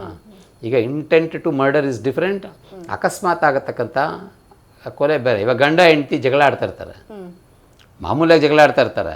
ಯಾವತ್ತೋ ಒಂದಿನ ಗಂಡ ಹೆಂಡತಿಗೆ ಹೊಡೆದ್ಬಿಡ್ತಾನೆ ಜೋರಾಗಿ, ಕಪಾಳಗಳು ಸತ್ತೋಗ್ತಾಳಕ್ಕೆ. ಅದೇ ಇವನುಗಳನ್ನ ಸಾಯಿಸಬೇಕು ಅಂತ ಇಂಟೆನ್ಷನ್ ಏನಿಲ್ಲ, ಆದರೆ ಇವನು ಗೊತ್ತು ನಾನು ಹೊಡೆದ್ರೆ ಆಕೆ ಸಾಯ್ಬೋದು ಅಂತ ಹೇಳಿ ಈ ರೀತಿ. ಸೊ ಮತ್ತೆ ಇವಾಗ ಆಕ್ಸಿಡೆಂಟ್ ಆಗುತ್ತೆ, ಕಾರಲ್ಲಿ ಹೋಗ್ತಾ ಇರ್ತಾರೆ, ಎದುರುಗಡೆಯಿಂದ ಒಂದು ಯಾವುದೋ 2 ವೀಲರ್ ಬರುತ್ತೆ, ಆಕ್ಸಿಡೆಂಟ್ ಆಗುತ್ತೆ, ಅಥವಾ ಲಾರಿನಲ್ಲಿ ಹೋಗ್ತಾ ಇರ್ಬೇಕಾದ್ರೆ ಆಕ್ಸಿಡೆಂಟ್ ಆಗ್ಬೋದು, ಯಾವುದಾದ್ರೂ ಆಗಿರಲಿ. ಇವಾಗ ಶಂಕರ್ನಾಗ್ದು ಆಕ್ಸಿಡೆಂಟ್ ಆಯ್ತು, ತುಂಬ ಫೇಮಸ್ ಅದು ಅಲ್ವಾ, ರೋಡ್ ಆಕ್ಸಿಡೆಂಟ್. ಅದು RTA ರೋಡ್ ಟ್ರಾಫಿಕ್ ಆಕ್ಸಿಡೆಂಟಲ್ಲಿ ನಮ್ಮ ಬೆಂಗಳೂರಲ್ಲೇ ಸಾಯೋರ ಸಂಖ್ಯೆ 4,000 ಮೇಲಿದೆ. ಅಂದರೆ ಈ 4,000 ಮರ್ಡರ್ ಅಂತನಾ? ಇಲ್ಲ, ಇವ್ರಿಗೆ ಗೊತ್ತಿರುತ್ತಲ್ಲ, ರ್ಯಾಶ್ ಆ್ಯಂಡ್ ನೆಗ್ಲಿಜೆಂಟಾಗಿ ನಾವು ಹೋಗ್ತಾ ಇದ್ದೀವಿ, ರ್ಯಾಶ್ ಮಧ್ಯ ಯಾರಾದರೂ ಬಂದರೆ ಅವ್ರ ಮೇಲೆ ಸತ್ತೋಗ್ತಾನೆ ಅಂತ ಇವ್ರಿಗೆ ಗೊತ್ತಿರುತ್ತಲ್ವಾ. So is it considered as a murder? No. So therefore ಈ ದರ್ಶನ್ ಕೇಸಲ್ಲೂ ಅಷ್ಟೇ, it cannot be considered as a pure murder. 302 ಕೆಳಗಡೆ ಹಾಕೋದಕ್ಕೆ ಬರೋದೇ ಇಲ್ಲ ನನಗೆ ಗೊತ್ತಿರೋ ಥರ. ಸೊ ಅದನ್ನು ಅಲ್ಲೂ ಕೋರ್ಟು ಸಹ ಎಲ್ಲ ನೋಡ್ತಾ ಇರುತ್ತೆ, ಎಲ್ಲ ಗಮನಕ್ಕೆ ತೊಗೊಂಡಿರುತ್ತೆ. ಸೊ ತೀರ್ಪು ಬರೋವರೆಗೂ ಏನು ಆ ಥರ ಏನು ಇಮ್ಯಾಜಿನೇಷನ್ ಮಾಡ್ಕೊಳ್ಳೋ ಅವಶ್ಯಕತೆ ಇಲ್ಲ. ಯಾರು ಫ್ಯಾನ್ಸು ಅಷ್ಟೇ. ಈಗ ನಾನು ಹೇಳಿರೋ ಥರ ಆಪ್ಷನ್ಸು ತುಂಬಾ ಇದೆ. ಪ್ರೈಮಾ ಫೇಸಿ ಅದು ಮರ್ಡರ್ ಅಲ್ಲ ಅನ್ನೋ ಕಾರಣದಿಂದ it is not a pure murder. ಅವ್ನು ಬಂದು ಸಾಯಿಸ್ಬಿಟ್ಟು ಅವ್ನ ಎತ್ತಾಕಿ ಮುಚ್ಚಾಕ್ಬಿಡ್ಬೇಕು ಅಂತ ಏನೂ ಒಂದು ಮಾಡಿದ್ದಿಲ್ಲ ಇದು. ಇವಾಗಿರೋ ಸಾಕ್ಷಿಗಳನ್ನ ತೊಗೊಂಡ್ರೆ ಗೊತ್ತಾಗತ್ತದು. ಹೌದು. ಸೊ ಆ ಕಾರಣದಿಂದ ಅಕಸ್ಮಾತಾಗಿ ದರ್ಶನ್ನೇ ಅದರಲ್ಲಿ ಇನ್ವಾಲ್ವ್ ಆಗಿ ಇವ್ರು ಹೇಳಿದ ಥರ ದರ್ಶನ್ನೇ ಅವ್ರು ಹೊಡೆದಿದ್ರೂ ಸಹ ಅದು it is not amounting to murder ಅನ್ನೋದು ಪ್ರೈಮಾ ಫೇಸಿ ಗೊತ್ತಾಗ್ತಾ ಇದೆ. So based on that court will take decisions. Arguments Darshan ಕಡೆ ಅವ್ರ ಪರ ಇರೋರು ಅಥವಾ ಬೇರೆ ಯಾವುದೇ ಅಕ್ಯೂಸ್ಡ್ ಕಡೆ ಇರೋರು ಆರ್ಗ್ಯುಮೆಂಟ್ಸ್ ಇರುತ್ತೆ. ಅವ್ರದ್ದು ಹೇಗೆ ಅಲ್ಲಿ ಬಂದಿರತಕ್ಕಂಥ ಎವಿಡೆನ್ಸ್ಗಳನ್ನ ಯಾವ ರೀತಿ ಡಿಫೀಟ್ ಮಾಡ್ಬೋದು ಅನ್ನೋದ್ರ ಬಗ್ಗೆ ಯೋಚನೆ ಮಾಡ್ತಾ ಇರ್ತಾರೆ. ಸೊ ಆ ಕಾರಣದಿಂದ ಈ ಜನಗಳು ಅಂದ್ಕೊಳ್ತಾರೆ ಅಥವಾ ಅವ್ರ ಫ್ಯಾನ್ಸ್ಗಳು ಅಂದ್ಕೊಳ್ತಾರೆ ಇವ್ರಿಗೇನೋ ಆಗುತ್ತೆ, ಏನೋ ಮಾಡಿಬಿಡ್ತಾರೆ, ಎಷ್ಟೋ ಪನಿಷ್ಮೆಂಟ್ ಆಗುತ್ತೆ, ಹ್ಯಾಂಗಿಂಗ್ ಮಾಡಿಬಿಡ್ತಾರೆ, ಲೈಫ್ ಇಂಪ್ರಿಸನ್ಮೆಂಟ್ ಆಗಿಬಿಡುತ್ತೆ ಅನ್ನೋದ್ರ ಬಗ್ಗೆ ಎಲ್ಲ ಅಷ್ಟು ಇದಾಗಿ ಯೋಚನೆ ಮಾಡೋ ಅವಶ್ಯಕತೆ ಇಲ್ಲ. ಅದೆಲ್ಲ ಪಾಸಿಬಿಲಿಟೀಸ್ ಇದೆ. ನಾನು ಹೇಳಿದ ಥರ ಪಾಸಿಬಲಿ ಈ ಒಂದು 3 years ಅವ್ರೇನು ಸರ್ವ್ ಮಾಡಿದ್ದಾರೆ ದಟ್ ಈಸ್ ಸಫಿಷಿಯೆಂಟ್ ಅಂತ ಹೇಳಿ ಅವ್ರನ್ನ ಆಚೆ ಕಳಿಸೋದಕ್ಕೂ ಚಾನ್ಸಸ್ ತುಂಬ ಇದೆ. ಸರ್, ಈ ಕೇಸ್ನ ಇಷ್ಟೊಂದು ಇಂಪಾರ್ಟೆಂಟ್ ರೀತಿಯಲ್ಲಿ ನೋಡ್ತಾ ಇದ್ದಾರೆ. ಸೊ ನಾನು ನಿಮಗೊಂದಷ್ಟು ಎಕ್ಸಾಂಪಲ್ ಕೊಡ್ತೀನಿ. ಕಾಲು ತುಳಿತ ಆಗುತ್ತೆ, ಎಷ್ಟೋ ಜನ ಸಾಯ್ತಾರೆ. ನಾವು ಎಕ್ಸಾಂಪಲ್ ತೊಗೊಳ್ಳೋದಾದರೆ ರೀಸೆಂಟಾಗಿ RCB ವಿಜಯೋತ್ಸವದ ಟೈಮ್ನಲ್ಲಿ ಚಿನ್ನಸ್ವಾಮಿ ಹತ್ರನೇ ಆಯಿತು, ಒಂದಷ್ಟು ಕಾಲು ತುಳಿತ ಆಯಿತು, ತುಂಬ ಜನ ಸತ್ತೋದ್ರು. ಸರ್, ಇದಕ್ಕೇನು ಹೇಳ್ತೀರಾ ಅಂತ? ಈ ದೃಷ್ಟಿಕೋನದಲ್ಲಿ ನೋಡೋಕ್ಕಾದ್ರೆ ಅದು ಕೊಲೆನೇ. ಯಾಕೆಂದರೆ ಈಗ ವಿರಾಟ್ ಕೊಹ್ಲಿ ಗೊತ್ತಿತ್ತು ನಾನು ಬಂದರೆ ಜನಗಳು ಸೇರ್ತಾರೆ, ಅದು ಹೊಸದೇನೂ ಅಲ್ಲ. He is A world icon ಅಲ್ವಾ. ನಾನು ಹೋದರೆ ಜನಗಳು ಸೇರ್ತಾರೆ, ಕಷ್ಟ ಆಗತ್ತೆ ಅಂತ ಗೊತ್ತಿತ್ತು. ಆತ ಬಂದಾಗ ಕಾಲು ತುಳಿತಾಯ್ತು, 12 ಜನ ಸತ್ತು. 12 ಜನ ಸಾಯ್ತದೆ ಅಂತ ಅವ್ರಿಗೆ 302 ಕೇಸ್ ಹಾಕಿದ್ರೆ ಅವ್ರ ಮೇಲೆ. ಇಲ್ಲ, ಸೇಫಾಗಿ ಕಳಿಸ್ಕೊಟ್ರು. ಇರಲಿ, ಅದೊಂದು ನೋಡಿ. 12 ಜನ ಸಾವೇ ತಾನೆ. ಹೌದು. ಅದು ಏನು ಪೇನ್ಫುಲ್ ಡೆತ್ತು, ತುಳಿದು ಕೈ ಕಾಲು ಎದೆ ಮುಖ ಎಲ್ಲ ತುಳಿದು ಸತ್ತಿರತಕ್ಕಂಥದ್ದು ಅಲ್ವಾ. ಅದೂ ಇಟ್ ಈಸ್ ಆಲ್ಸೋ ನೋಡಿ, ಯಾವುದೇ ಒಂದು ಸಾವು ನೋವು ಅದ್ರ ಪ್ರಮಾಣ ಅವ್ರಿಗೆ ಗೊತ್ತಿರುತ್ತೆ. ಬರೀ ರೇಣುಕಾ ಸ್ವಾಮಿದು ಮಾತ್ರ ಸಾವು ಅಂತ ಅದರಲ್ಲೂ ನೋವಿದೆ. ಪ್ರತಿಯೊಂದು ಸಾವಲ್ಲೂ ಆ ಸತ್ತಿರೋರ್ಗೂ ನೋವಿದೆ, ಅವ್ರ ಫ್ಯಾಮಿಲಿಯವ್ರಿಗೂ ನೋವಿದೆ. ಹಾಗೆ ಇಲ್ಲಿ 12 ಜನ ಯಾರು ಸತ್ತರು RCB ಇದರಲ್ಲಿ ಅವ್ರಿಗೂ ಫ್ಯಾಮಿಲೀಸ್ ಇರುತ್ತಲ್ವ, ಅವ್ರಿಗೂ ಲೈಫ್ ಅನ್ನೋದಿರುತ್ತಲ್ವ. ಅದು ಮರ್ಡರ್ ಥರ ತಾನೆ ತೊಗೊಳ್ಬೇಕು. ಆದರೆ ಅದನ್ನು ಯಾವ ರೀತಿ ತೊಗೊಳ್ತು ಇನ್ನೊಂದು ದಿನ ಅದನ್ನು ತರ್ಕ ಮಾಡೋಣ. ಆದರೆ ಇಷ್ಟು ಮಾತ್ರ ನಾನು ಹೇಳಬಲ್ಲೆ, 12 ಜನ ಸಾವಿಗೆ ಇದುವರೆಗೂ ನ್ಯಾಯ ಸಿಕ್ಕಿಲ್ಲ. ಎಲ್ಲಿ ಹೆಂಗೆ ಸಿಗತ್ತೆ ಹೇಳಿ? ಅವ್ರು ಕಾಂಪನ್ಸೇಷನ್ ಕೊಡೋದಿರಲಿ ಆಯಿತಾ. ಆ ವಿರಾಟ್ ಕೊಹ್ಲಿ ಕಡೆಯಿಂದನೂ ಒಂದು ಯಾವುದೇ ರೀತಿಯಾದಂಥ ಒಂದು ಅವ್ರ ಫ್ಯಾಮಿಲಿನವ್ರನ್ನ ಹೋಗಿ ನೋಡೋದಾಗಲಿ ಅದು ನಡೆದಿಲ್ಲ ಅಲ್ವಾ. ಈಗ ವಿರಾಟ್ ಕೊಹ್ಲಿದು ತಪ್ಪಲ್ಲ ಅಂತ ಒಂದು ಕಡೆ ಯಾವ್ದಾದ್ರು ಅಂದ್ಕೊಂಡ್ರೂ ಸಹ ತಪ್ಪಿದೆ ಪ್ರೈಮಾ ಫೇಸಿ ತಪ್ಪಿದೆ, ನಾನು ಬರಬೇಕಾದ್ರೆ ಎಲ್ಲ ಸೆಕ್ಯೂರಿಟಿ ಚೆಕ್ಸ್ ಕರೆಕ್ಟಾಗಿದೆಯಾ, ಜನಗಳನ್ನ ಕಂಟ್ರೋಲ್ ಮಾಡೋಕ್ಕೆ. ಇವಾಗ ಒಂದು VIP ಅಂತ ಹೇಳಿದ್ಮೇಲೆ ಅವ್ರಿಗೆ ಆದಂಥ ಕೆಲವು ಜವಾಬ್ದಾರಿಗಳು ಬಾಧ್ಯತೆಗಳು ಬಂದ್ಬಿಡುತ್ತೆ. ಯಾರಾದರೂ ಆಗಿರಲಿ, ಅದು ಮಿನಿಸ್ಟರ್ಸ್ ಆಗಿರ್ಬೋದು, ಪೊಲಿಟಿಷಿಯನ್ಸ್ ಆಗಿರ್ಬೋದು, ಫಿಲ್ಮ್ ಆ್ಯಕ್ಟರ್ಸ್ ಆಗಿರ್ಬೋದು, ಅಥವಾ ಸ್ಪೋರ್ಟ್ಸ್ ಪರ್ಸ್ನಾಲಿಟೀಸ್. ಈ ಸಿಚುವೇಶನ್ ನೀವು ಕೇಳ್ತಾ ಇರೋದು ವಿರಾಟ್ ಕೊಹ್ಲಿಗೆ. ಆತನಿಗೆ ಆದಂಥ ಒಂದು ಜವಾಬ್ದಾರಿ ಬಾಧ್ಯತೆಗಳಿರುತ್ತೆ. ನಾನೀಗ ಹೋದಾಗ ನನ್ನ ನೋಡೋಕ್ಕೆ ಇಷ್ಟು ಲಕ್ಷ ಜನ ಬರ್ತಾರೆ, ಅವರು ಸೇಫ್ಟಿ ನೋಡ್ಕೊಳ್ಳೋದಕ್ಕೆ ಸರ್ಕಾರ ಸರಿಯಾಗಿ ನಿಗಾ ವಹಿಸಿದೆಯಾ ಅಂತೇಳಿ he was cross check with the police. ಅದು ಮಾಡಿದ್ದಾರೆ, ಅವರು ಮಾಡಿಲ್ಲ ಅಂದರೆ ಏನರ್ಥ ಆಯಿತಾ. ಮತ್ತು ಪೊಲೀಸವರು ಸಹ ಅಷ್ಟೇ. ಇವಾಗ ವಿರಾಟ್ ಕೊಹ್ಲಿ ಬರ್ತಾ ಇದ್ದಾನೆ, ಅಷ್ಟು ನಮ್ಮಲ್ಲಿ ಬೇಕಾದಷ್ಟು ಪೊಲೀಸ್ ಫೋರ್ಸ್ಗಳು, ಸಫಿಷಿಯೆಂಟ್ ಪೊಲೀಸ್ ಫೋರ್ಸ್ ಇದೆ.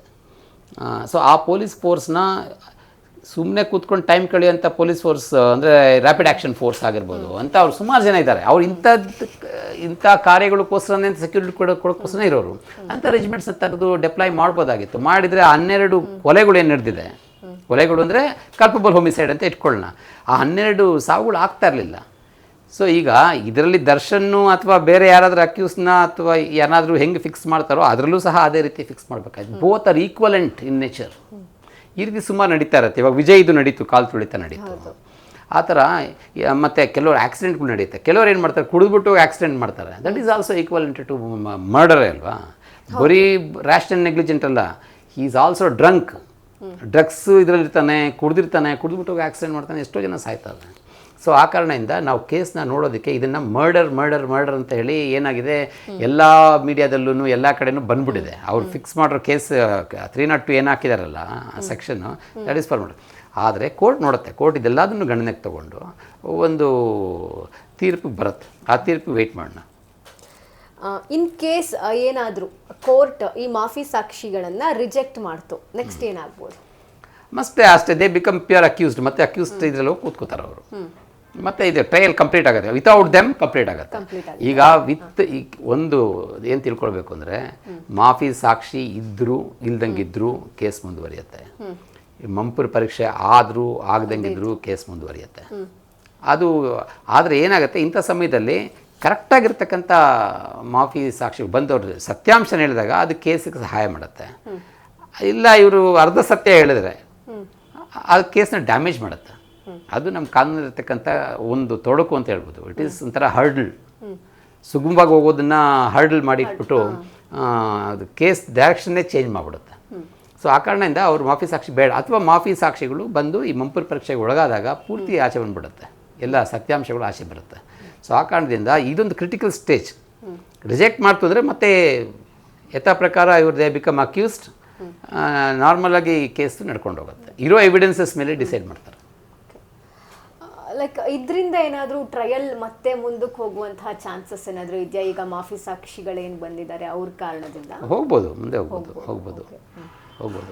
ಆದರೂ ಸಹ ಕೋರ್ಟ್ ಏನು ಮಾಡುತ್ತೆ ನೋಡಿ, ಸಮಯ ಕಡಿಮೆ ಕೊಡ್ತಾರೆ. ಯಾಕೆಂದರೆ ಫಾಸ್ಟ್ ಇತ್ಯರ್ಥ ಆಗಬೇಕು ಅಂತ ಹೇಳಿ ಸುಪ್ರೀಂ ಕೋರ್ಟ್ ಡೈರೆಕ್ಷನ್ ಇರೋದರಿಂದ ಬೇಗ ಮಾಡೋದಕ್ಕೆ ಪ್ರಯತ್ನ ಬೀಳ್ತಾರೆ. ಆದರೆ ಅಕಸ್ಮಾತಾಗಿ ತಡ ಆಯಿತು ಅಂದರೆ ಅದೇನು ಸುಪ್ರೀಂ ಕೋರ್ಟ್ ಡೈರೆಕ್ಷನಲ್ಲಿ ಆಗಿಲ್ಲ ಅಂತೇನು ಬರೋದಿಲ್ಲ. ಒಂದೊಂದು ಸಾರಿ ಕೇಸ್ಗಳು ಇಂಥ ಸಂದರ್ಭಗಳು ಬಂದಾಗ ತಡ ಆಗೋದಕ್ಕೆ ಚಾನ್ಸಸ್ ಇರುತ್ತೆ. ಈಗಾಗಲೇ ಎಲ್ಲಿ ಫಾಸ್ಟಾಗಿ ನಡೆಸಬೇಕಾಗಿತ್ತೋ ಅಲ್ಲಿ ತಡ ಆಗೋಗಿದೆ. ಎಲ್ಲಿ ಇವರು ತ್ವರಿತಗತಿನಲ್ಲಿ ಕೇಸ್ನ ನಡೆಸ್ಕೊಂಡು ಬರಬೇಕಾಗಿತ್ತೋ ಅಲ್ಲಿ ಆದಷ್ಟು ತಡ ಆಗೋಗಿದೆ. ಇವಾಗಿನ ಮುಂದೆ ಏನಾಗುತ್ತೆ ಅನ್ನೋದ್ರ ಬಗ್ಗೆ ನೋಡಬೇಕು. ನನ್ನ ಇದ್ರ ಪ್ರಕಾರ ಸುಪ್ರೀಂ ಕೋರ್ಟ್ ಡೈರೆಕ್ಷನ್ ಮೇಲೆಗೆ ಆದಷ್ಟು ಬೇಗ ಕೇಸ್ನ ಮುಗಿಸ್ತಾರೆ. ಸರ್, ಇವಾಗ ಹೈಕೋರ್ಟ್ ಹಂತದಲ್ಲಿ ಏನು ಕೇಸ್ ಇರಬೇಕಾದ್ರೆ ಸುಪ್ರೀಂ ಮತ್ತೆ ಮಿಡಲ್ ಅಲ್ಲಿ ಬಂದು ನೀವು ಹಿಂಗೆ ಮಾಡ್ಬೋದು ಅಂತ ಏನು ಹೇಳಕ್ಕಾಗಲಿಲ್ಲ? ಬರೋದಿಲ್ಲ. ಅವ್ರು ಬರೋದಿಲ್ಲ. ಇದು ಮತ್ತೆ ಅಲ್ಲೇ ಹೋಗುತ್ತೆ, ಟ್ರಯಲ್ ಕೋರ್ಟಿಗೆ ಹೋಗುತ್ತೆ. ಇದು ಟೆಂಪ್ರರಿ ಅಷ್ಟೇ. ಈಗ ಮತ್ತೆ ಅದು ಟ್ರಯಲ್ ಕೋರ್ಟಲ್ಲೇ ಇತ್ಯರ್ಥ ಆಗಬೇಕು. ಈ ಕೃತ್ಯ ಆಗಿದೆಯಾ ಇಲ್ವಾ, ಈ ಕೃತ್ಯ ಮರ್ಡರಾ ಅಥವಾ ಕಲ್ಪಬಲ್ ಹೋಮಿಸೈಡಾ, ಅಥವಾ ಈ ಕೃತ್ಯ ಅಕಸ್ಮಾತಾಗಿ ಆಗಿರೋದಾ, ಅದಕ್ಕೆ ಕಾರಣಕರ್ತರು ಇಬ್ಬರ ಅಥವಾ ಇಡೀ ಗುಂಪು ಸೇರ್ಕೊಂಡು ಮಾಡಿರ್ತಕ್ಕಂಥದ್ದು, ಯಾರು ಉಳಿದಿರೋದ್ರಿಂದ ಸತ್ತಿರೋದು. ಇವಾಗ ದರ್ಶನ್ ಉಳಿದಿರೋದ್ರಿಂದ ಸತ್ತೋಗಿರೋದಂತಿಲ್ಲ, ದರ್ಶನ್ ಉಳಿದಿದ ತಕ್ಷಣ ಸತ್ತೋಗ್ಬೇಕಾಗಿತ್ತು. ದರ್ಶನ್ ಹೋದ್ಮೇಲೂ ಅವ್ರ ಮೇಲೆ ಅಟ್ಯಾಕ್ ಆಗಿರ್ಬೋದು. ದರ್ಶನ್ ಹೋದ್ಮೇಲೂ ಅವನು ಇದು ರೇಣುಕಾ ಸ್ವಾಮಿ ಮೇಲೆ ಅಟ್ಯಾಕ್ ಆಗಿರ್ಬೋದು. ಹೆಂಗೆ ಗೊತ್ತಾಗುತ್ತದು? ಸೊ ಆ ಕಾರಣದಿಂದ ದರ್ಶನ್ ಈ ಸಾವಾಗಬೇಕಾದ್ರೆ ಆತ ಅಲ್ಲಿರಲಿಲ್ಲ ಅನ್ನೋದು ಮಾತ್ರ ಗೊತ್ತಾಗ್ತಾ ಇದೆ. ಸೊ ಆ ಕಾರಣದಿಂದ ದರ್ಶನೇ ಮಾಡಿದ್ದಾರೆ, ಇವರೇ ಮಾಡಿದ್ದಾರೆ ಅಂತ ಹೇಳಿಕ್ಕೆ ಬರೋದೇ ಇಲ್ಲ. ಸರ್, ಒಂದು ಪ್ರಶ್ನೆ ಏನಂದರೆ, ಲೈಕ್ ಪ್ರತಿಯೊಬ್ಬರು ಡಿಸ್ಕಸ್ ಮಾಡ್ತಾ ಇರುವಂಥದ್ದು, ದರ್ಶನ್ ಒಬ್ಬ ನಟ ಜೊತೆಗೆ ಪ್ರಭಾವಿ ವ್ಯಕ್ತಿ ಆಗಿರೋದ್ರಿಂದನೇ ಈ ಕೇಸ್ ಇಲ್ಲಿ ತನಕ ಬಂದಿದೆ. ನಾರ್ಮಲ್ ಆಗಿ ಒಂದು ಬಾಡಿ ಸಿಗುತ್ತೆ ಎಲ್ಲೋ ಅದನ್ನ ಲೈಕ್ ಏನೋ ಮಾಡಿಬಿಟ್ಬಿಡ್ತಾರೆ. ಬಟ್ ಈ ಇದರಲ್ಲಿ ಸಿಕ್ಕಾಕ್ಸ್ಬೇಕು ಅಂತಾನೆ ಈ ಥರ ಮಾಡ್ತಿದ್ದಾರೆ ಅನ್ನೋ ಒಂದಷ್ಟು ಚರ್ಚೆಗಳು ಸರ್. ಇದಕ್ಕೇನು ಹೇಳ್ತೀರಾ? ಅದು ನಿಜ. ಹೆಂಗೆ ಅಂತ ಕೇಳಿದರೆ, ಈಗ ನಮ್ಮ ವಿಕ್ಟೋರಿಯಾ ಹಾಸ್ಪಿಟಲ್ ನೋಡಿದ್ದೀರಾ ನೀವು? ವಿಕ್ಟೋರಿಯಾ ಹಾಸ್ಪಿಟಲಲ್ಲಿ ICU ಇಲ್ದಂಗೆ ದಿನಕ್ಕೆ 2-3 ಜನ ಸಾಯ್ತಾ ಇದ್ದಾರೆ. ICU ಇಲ್ದಂಗೆ ಅಂದರೆ there is no facility of ICU, intensive care unit ಇಲ್ದಂಗೆ, ಬಡವರು ದುಡ್ಕೊಳಕ್ಕಾಗ್ದಂಗೆ ಇವಾಗ ಸೀರಿಯಸ್ ಆಗಿರ್ಬೇಕಾದ್ರೆ ICUನಲ್ಲಿ ಹಾಕ್ತಾರೆ ಯಾರನ್ನ, ಪೇಷಂಟ್ಸ್ನ. ಅದು ದುಡ್ಡಿರೋರು ಅಫೋರ್ಡ್ ಮಾಡ್ತಾರೆ, ದುಡ್ಡು ಇಲ್ದಂಗಿರೋರು ವಿಕ್ಟೋರಿಯಾ ಹಾಸ್ಪಿಟ್ಲಿಗೆ ಹೋಗ್ತಾರೆ. ಅದು ಸರ್ಕಾರಿ ಹಾಸ್ಪಿಟ್ಲಿಗೆ ಯಾವ್ದಾರು ಇರ್ಬೋದು. ಹೋದಾಗ ಏನಾಗುತ್ತೆ, ಅಲ್ಲಿ ಅವ್ರಿಗೆ ICUನೇ ಇಲ್ಲ, ಇಲ್ಲೇ ಅಷ್ಟು ICU ಇಲ್ಲ, ಪೇಷಂಟ್ಸ್ ಜಾಸ್ತಿ ಇದ್ದಾರೆ, ಸತ್ತೋಗ್ತಾ ಇದ್ದಾರೆ. ಇದಕ್ಕೆ ಸರ್ಕಾರ ಕೊಲೆ ಮಾಡ್ತದೆ ಅಂತ ಹೇಳೋಕ್ಕಾಗತ್ತಾ? ಅದ್ರ ಮೇಲೆ ಯಾರಾದರೂ ಆ್ಯಕ್ಷನ್ ತೊಗೊಳ್ತಾ ಇದ್ದಾರಾ? Anybody is taking action on that? ಇಲ್ಲ ಅಲ್ವಾ? ಸೊ ಹಾಗೆ ಮತ್ತೆ ಇದೇ ಪಾಪ್ಯುಲರ್ ಕೇಸಸ್ಸಲ್ಲೂ ಎಷ್ಟೊಂದು, ಇವಾಗ ಸಂಜಯ್ ದತ್ ಕೇಸ್ ಆಗಿದೆ. ಸಂಜಯ್ ದತ್ತಲ್ಲಿ ಆ ಕೇಸ್ ಇತ್ಯರ್ಥ ಆಗೋವರೆಗೂ ಆತ ಪೆರೋಲಲ್ಲಿ ಆಚೆನೇ ಇರ್ತಾ ಇದ್ದ. ಅಂದರೆ ವಿತೌಟ್ ಇನ್ಫ್ಲೂಯೆನ್ಸ್ ಆ ರೀತಿ ಇರೋಕ್ಕೆ ಆಗ್ತಾ ಇತ್ತಾ? ಯಾವಾಗಲೂ ಪೆರೋಲ್. ನೀವು ಸಂಜಯ್ ದತ್ ಕೇಸ್ನ ಸ್ಟಡಿ ಮಾಡಿ ನೋಡಿ. ಸಂಜಯ್ ದತ್ ಕೇಸ್ನ ನೀವು ನೋಡಿ, ಇತ್ಯರ್ಥ ಆಗೋರ್ಗು ಆತ ಜೈಲಲ್ಲಿ ಇದ್ದಿದ್ದು ತುಂಬ ಕಡಿಮೆ ದಿನಗಳೇ, ಎಲ್ಲ ಆಚೆ ಪೆರೋಲಲ್ಲೇ ಇರ್ತಾ ಇದ್ದಿದ್ದು. ಮತ್ತು ಸಲ್ಮಾನ್ ಖಾನ್ದು ತಗೊಳ್ಳಿ, ಸಲ್ಮಾನ್ ಖಾನ್ದು ಎಷ್ಟು ದೊಡ್ಡ offence. It is not an ordinary offence ಅಲ್ವಾ? ಅದು ಏನು ನಮ್ಮ ಕಾಡು ಪ್ರಾಣಿಗಳು ಮತ್ತು ಅದೆಲ್ಲ ಪ್ರೊಟೆಕ್ಟೆಡ್ ಅನಿಮಲ್ಸ್ನ ಅದನ್ನು ಸಾಯಿಸೋದು ಅದೆಷ್ಟು ದೊಡ್ಡ ಇದು ಅಲ್ವಾ? ಸೊ ಅಂದರೆ ಪರಿಸರನ್ನೇ ಒಂದು ಅಟ್ಯಾಕ್ ಮಾಡೋವಂಥ ಇದರಲ್ಲಿದ್ದವರೆಲ್ಲ ಇವಾಗ ಆಚೆ ಬಂದಿದ್ದಾರೆ. ಸೊ ಸ್ಟ್ಯಾಂಡರ್ಡ್ಸು ಬೇರೆ ಬೇರೆ ಕಡೆ ಬೇರೆ ಬೇರೆ ಇನ್ಕ್ಲೂಡ್ ಆಗತ್ತದು. ಈಗ ದರ್ಶನ್ ಮುಂದಿರುವಂತಹ ದಾರಿಗಳು ಯಾವುದು? ಯಾಕೆಂದರೆ ಪ್ರದೋಷ್ ಕೊಟ್ಟಿರುವಂತಹ ಒಂದಷ್ಟು ಸ್ಟೇಟ್ಮೆಂಟು ದರ್ಶನ್ ಪರವಾಗಿಯೂ ಕೂಡ ಒಂದಷ್ಟಿದೆ, ಪಾಸಿಟಿವ್ ಇದೆ, ನೆಗೆಟಿವ್ ಇದೆ. ಸೊ ಇದನ್ನು ಹೇಗೆ ಪರಿಗಣನೆಗೆ ತೆಗೆದುಕೊಂಡು? ಅದು ಅವ್ರ ಲಾಯರ್ಸು ಡಿಸ್ಕಸ್ ಮಾಡ್ತಾ ಇರ್ತಾರೆ. ಅಷ್ಟು ಸುಲಭ ಅಲ್ಲ ಇಂಥ ಕೇಸ್ಗಳನ್ನ ಹ್ಯಾಂಡಲ್ ಮಾಡೋದು. ಪರ್ಟಿಕ್ಯುಲರ್ಲಿ ಈ ಥರ ನೀವು ಹೇಳ್ದಂಗೆ ಈ ರಿಚ್ ಫೇಮಸ್ ಈ ಪರ್ಸ್ನಾಲಿಟೀಸ್ ಯಾರಿದ್ದಾರೆ, ಈ ಫಿಲ್ಮ್ ಆ್ಯಕ್ಟರ್ಸ್ ಇರ್ಬೋದು, ಪೊಲಿಟಿಷಿಯನ್ಸ್ ಇರ್ಬೋದು, ಅವ್ರುಗಳ ಕೇಸಸ್ಸಲ್ಲಿ ಏನಾಗುತ್ತೆ, ಈ ರೀತಿಯಾದಂಥ ಅಡ್ವರ್ಸ್ ಎಫೆಕ್ಟ್ಗಳು ಬಂದಾಗ ಲಾಯರ್ಸ್ಗೆ ತುಂಬ ಕಷ್ಟ ಆಗುತ್ತೆ ಈ ಕೇಸ್ಗಳನ್ನ ಹ್ಯಾಂಡಲ್ ಮಾಡೋದು. ಎರಡೂ ಕಡೆ ಹ್ಯಾಂಡಲ್ ಮಾಡಬೇಕು, ಮತ್ತು ಅದರಲ್ಲಿ ಸತ್ಯಾಂಶ ಆಚೆ ತೊಗೊಂಬರ್ಬೇಕು. ಯಾವ ರೀತಿ ಇವ್ರು ಅವರು ತುಂಬ ಅದ್ರ ಬಗ್ಗೆ ಕೆಲಸ ಮಾಡ್ತಾ ಇರ್ತಾರೆ. ಸೊ ಆ ಕಾರಣದಿಂದ ನಾವು ಈ ರೀತಿ ಮಾಡಬೇಕು ಅಂತ ಈ ಟೈಮಲ್ಲಿ ಹೇಳೋದು ಸಮಂಜಸ ಅಲ್ಲ. ಸರ್ ದೆನ್ ಎಲ್ಲೋ ಒಂದು ಕಡೆ ಪ್ರೋಗ್ರಾಮಿಗೆ ಹೋಗಿರ್ತಾರೆ, ಅಲ್ಲಿ ಒಂದಷ್ಟು ಫ್ಯಾನ್ಸು ಕಿರ್ಚೋದು, ಏನೋ ಬಾಸ್ ಅದು ಇದು ಅಂತ ಹೇಳೋದು. ಸೊ ಇದು ಕೂಡ ಒಳಗಿರುವಂತಹ ದರ್ಶನ್ ಅವ್ರಿಗೆ ಏನಾದರೂ ಎಫೆಕ್ಟ್ ಆಗುತ್ತಾ?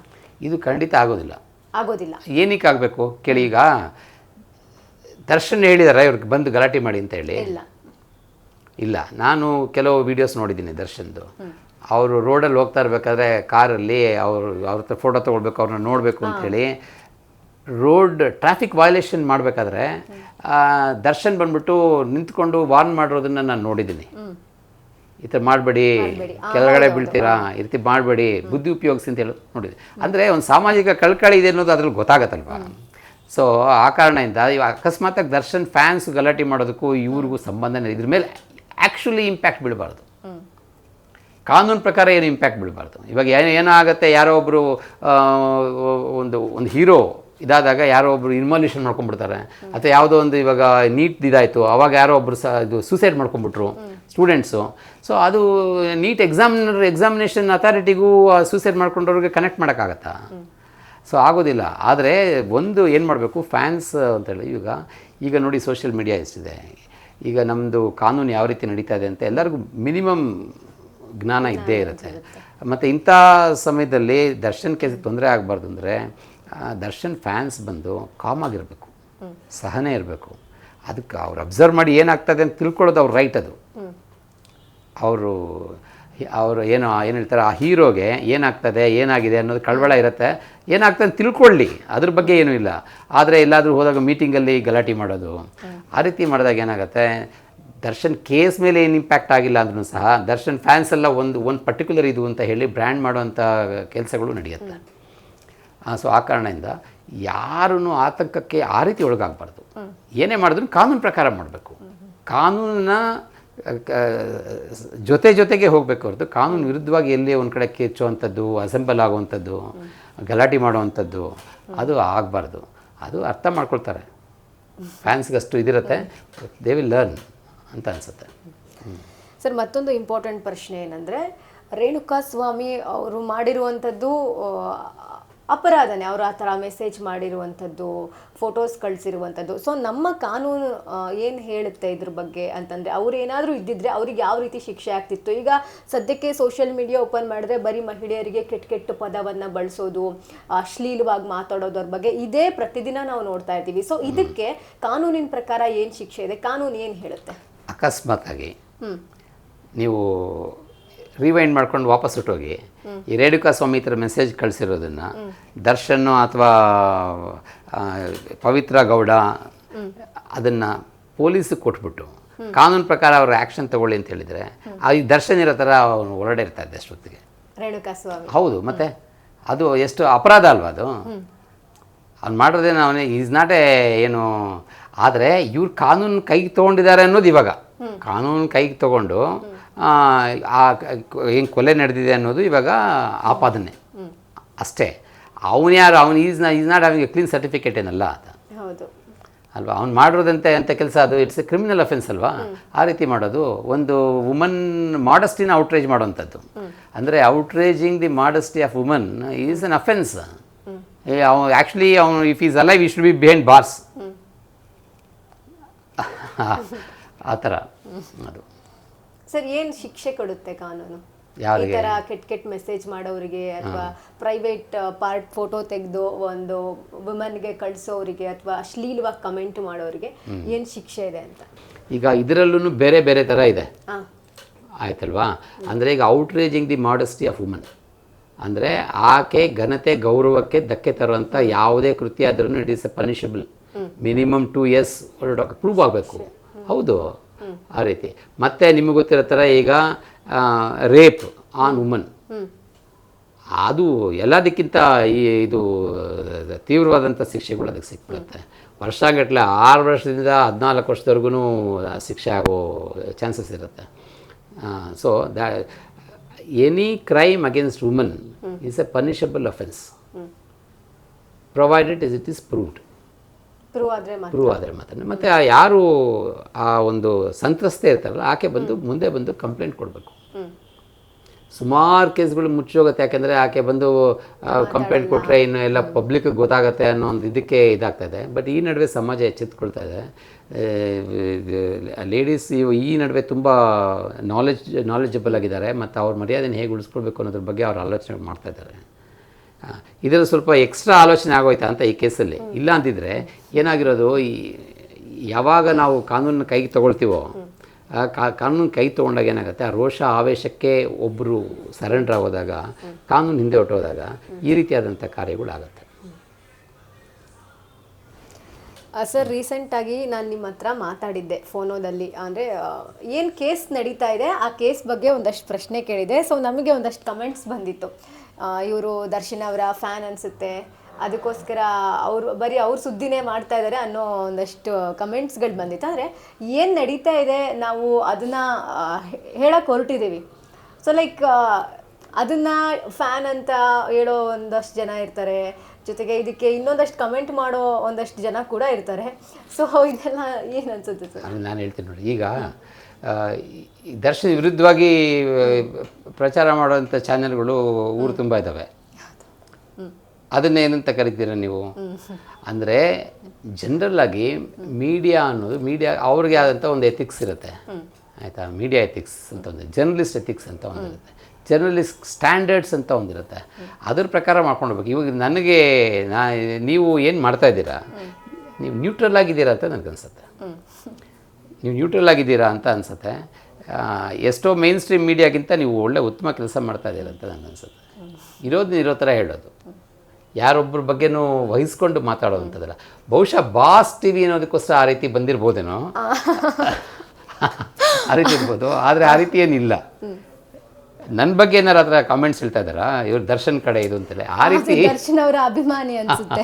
ಆ ರೀತಿ ನಾನು ದರ್ಶನ್ ಅವ್ರ ಫಿಲ್ಮ್ ನೋಡಿರೋದೇ ತುಂಬ ಕಡಿಮೆ. ದರ್ಶನ್ ಅವ್ರ ಫಿಲ್ಮ್ ನೋಡಿರೋದೇ ತುಂಬ ಕಡಿಮೆ. ಸೊ ಆ ಕಾರಣದಿಂದ ನಾನು ದರ್ಶನ್ ಫ್ಯಾನ್ ಅಂತ ಹೇಳ್ಕೊಳ್ಬೇಕು. ಆದರೆ ಆತ ಮಾಡಿರ್ತಕ್ಕಂಥ ಏನು ಈಗ ಅವ್ರ ಮೇಲೆ ಏನು ಆಪಾದನೆ ಇದೆ ಮತ್ತು ಈಗಿರತಕ್ಕಂಥ ಎವಿಡೆನ್ಸಸ್ಸು ಮತ್ತು ಆತಂದು ಪಾಸ್ಟ್ ಲೈಫ್ ಅಲ್ಲಿ ಯಾವ ರೀತಿ ಆತ ಇದ್ದ, ಸಮಾಜದ ಮೇಲೆ ಯಾವ ರೀತಿ ಕಳಕಳಿ ಇತ್ತು, ಇದನ್ನೆಲ್ಲ ನೋಡಿದಾಗ ಏನಾಗುತ್ತೆ ಅವ್ರ ಬಗ್ಗೆ ಒಂದು ಸಾಮಾನ್ಯವಾಗಿ ಯಾರಿಗಾದರೂ ಅಭಿಮಾನ ಬರ್ಬೋದು. ಅದರಲ್ಲೇನು ತಪ್ಪು ಏನಿಲ್ಲ. ಏನು ತಪ್ಪಿದೆ ಆ ರೀತಿ? ಇಲ್ಲ. ಸೊ ಆ ಕಾರಣದಿಂದ ಯಾರಾದರೂ ಹೀರೋ ವರ್ಷಿಪ್ ಆಗಬಾರ್ದು, ಅಂದರೆ ಬ್ಲೈಂಡ್ ವರ್ಷಿಪ್ ಆಗಬಾರ್ದು ಅಷ್ಟೇ ಹೊರತು. ಇವಾಗ ಯಾರಾದರೂ ಒಬ್ರು ಏನಾದರೂ ಅದು ಫಿಲ್ಮ್ ಹೀರೋ ಇರ್ಬೋದು, ಅಥವಾ ಕ್ರಿಕೆಟ್ ಇದಿರ್ಬೋದು, ಅಥವಾ ಪೊಲಿಟಿಷಿಯನ್ಸ್ ಇರ್ಬೋದು. ಕೆಲವ್ರಿಗೆ ನರೇಂದ್ರ ಮೋದಿಯವರು ಇಷ್ಟ ಆಗ್ತಾರೆ, ಮತ್ತು ಕೆಲವರಿಗೆ ರಾಹುಲ್ ಗಾಂಧಿಯವರು ಇಷ್ಟ ಆಗ್ತಾರೆ. ಸೊ ಆ ಕಾರಣದಿಂದ ನೀವು ಅವ್ರ ರೈಟ್ಸ್ ಬಗ್ಗೆ ಹೆಂಗೆ ನೀವು ಕ್ವಶನ್ ಮಾಡಲಿಕ್ಕಾಗತ್ತೆ? ಇವಾಗ ದರ್ಶನ್ ಫ್ಯಾನ್ಸ್ಗೆ ಅವ್ರ ಫ್ಯಾನ್ಸ್ ಆಗಿದ್ದಾರೆ, ಅವ್ರ ರೈಟ್ಸ್ ಬಗ್ಗೆ ಯಾರೇನು ಕ್ವಶನ್ ಮಾಡಲಿಕ್ಕಾಗತ್ತೆ? ಆ ಫ್ಯಾನ್ಸ್ ಜಾಸ್ತಿ ಆದಾಗ ಏನಾಗುತ್ತೆ, ಅವ್ರಿಗೆ ಸ್ವಲ್ಪ ತೊಂದರೆ ಆಗುತ್ತೆ. ಆ ಕಾರಣದಿಂದ ಅವ್ರು ಕ್ವಶನ್ ಮಾಡ್ಬೋದು ಆ ರೀತಿ. ಸರ್, ಈಗ ಅಂದರೆ 18ನೇ ತಾರೀಕಿಗೆ ಕೋರ್ಟು ಕಾಯ್ದಿರಿಸಿದೆ ಈ ಒಂದು ವಿಚಾರವಾದ ಪ್ರತಿವಾದವನ್ನು. ಸೊ ವೆಯ್ಟ್ ಮಾಡಿ ನೋಡಬೇಕು ಏನಾಗುತ್ತೆ ಅನ್ನೋದನ್ನ. ಏನು ಹೇಳ್ತೀರಾ sir finally? We have to wait ಅಷ್ಟೇ. We have to wait. ಆಮೇಲೆ ಎಲ್ಲ ಒಳ್ಳೇದಾಗತ್ತೆ ಅಂತಲೇ ಆಲೋಚನೆ ಮಾಡೋಣ. ಕಾನೂನು ಸಹ ಸುಲಭವಾಗಿ ಒಬ್ಬ ನಿರಪರಾಧಿಗೆ ಶಿಕ್ಷೆ ಕೊಡೋಕ್ಕೆ ಹೋಗೋದಿಲ್ಲ. ಎಲ್ಲ ಚೆಕ್ಸ್ ಆ್ಯಂಡ್ ಬ್ಯಾಲೆನ್ಸಸ್ ಇರುತ್ತೆ. ನಾನು ಹೇಳಿದ ಥರ ಮತ್ತೆ ಇನ್ನೊಂದು ಸಲ ಹೇಳ್ತಾ ಇದ್ದೀನಿ, ಜೈಲಲ್ಲಿರೋರೆಲ್ಲ ಅಪರಾಧಿಗಳಲ್ಲ, ಅಲ್ಲ ಆರೋಪಿಗಳೂ ಅಲ್ಲ.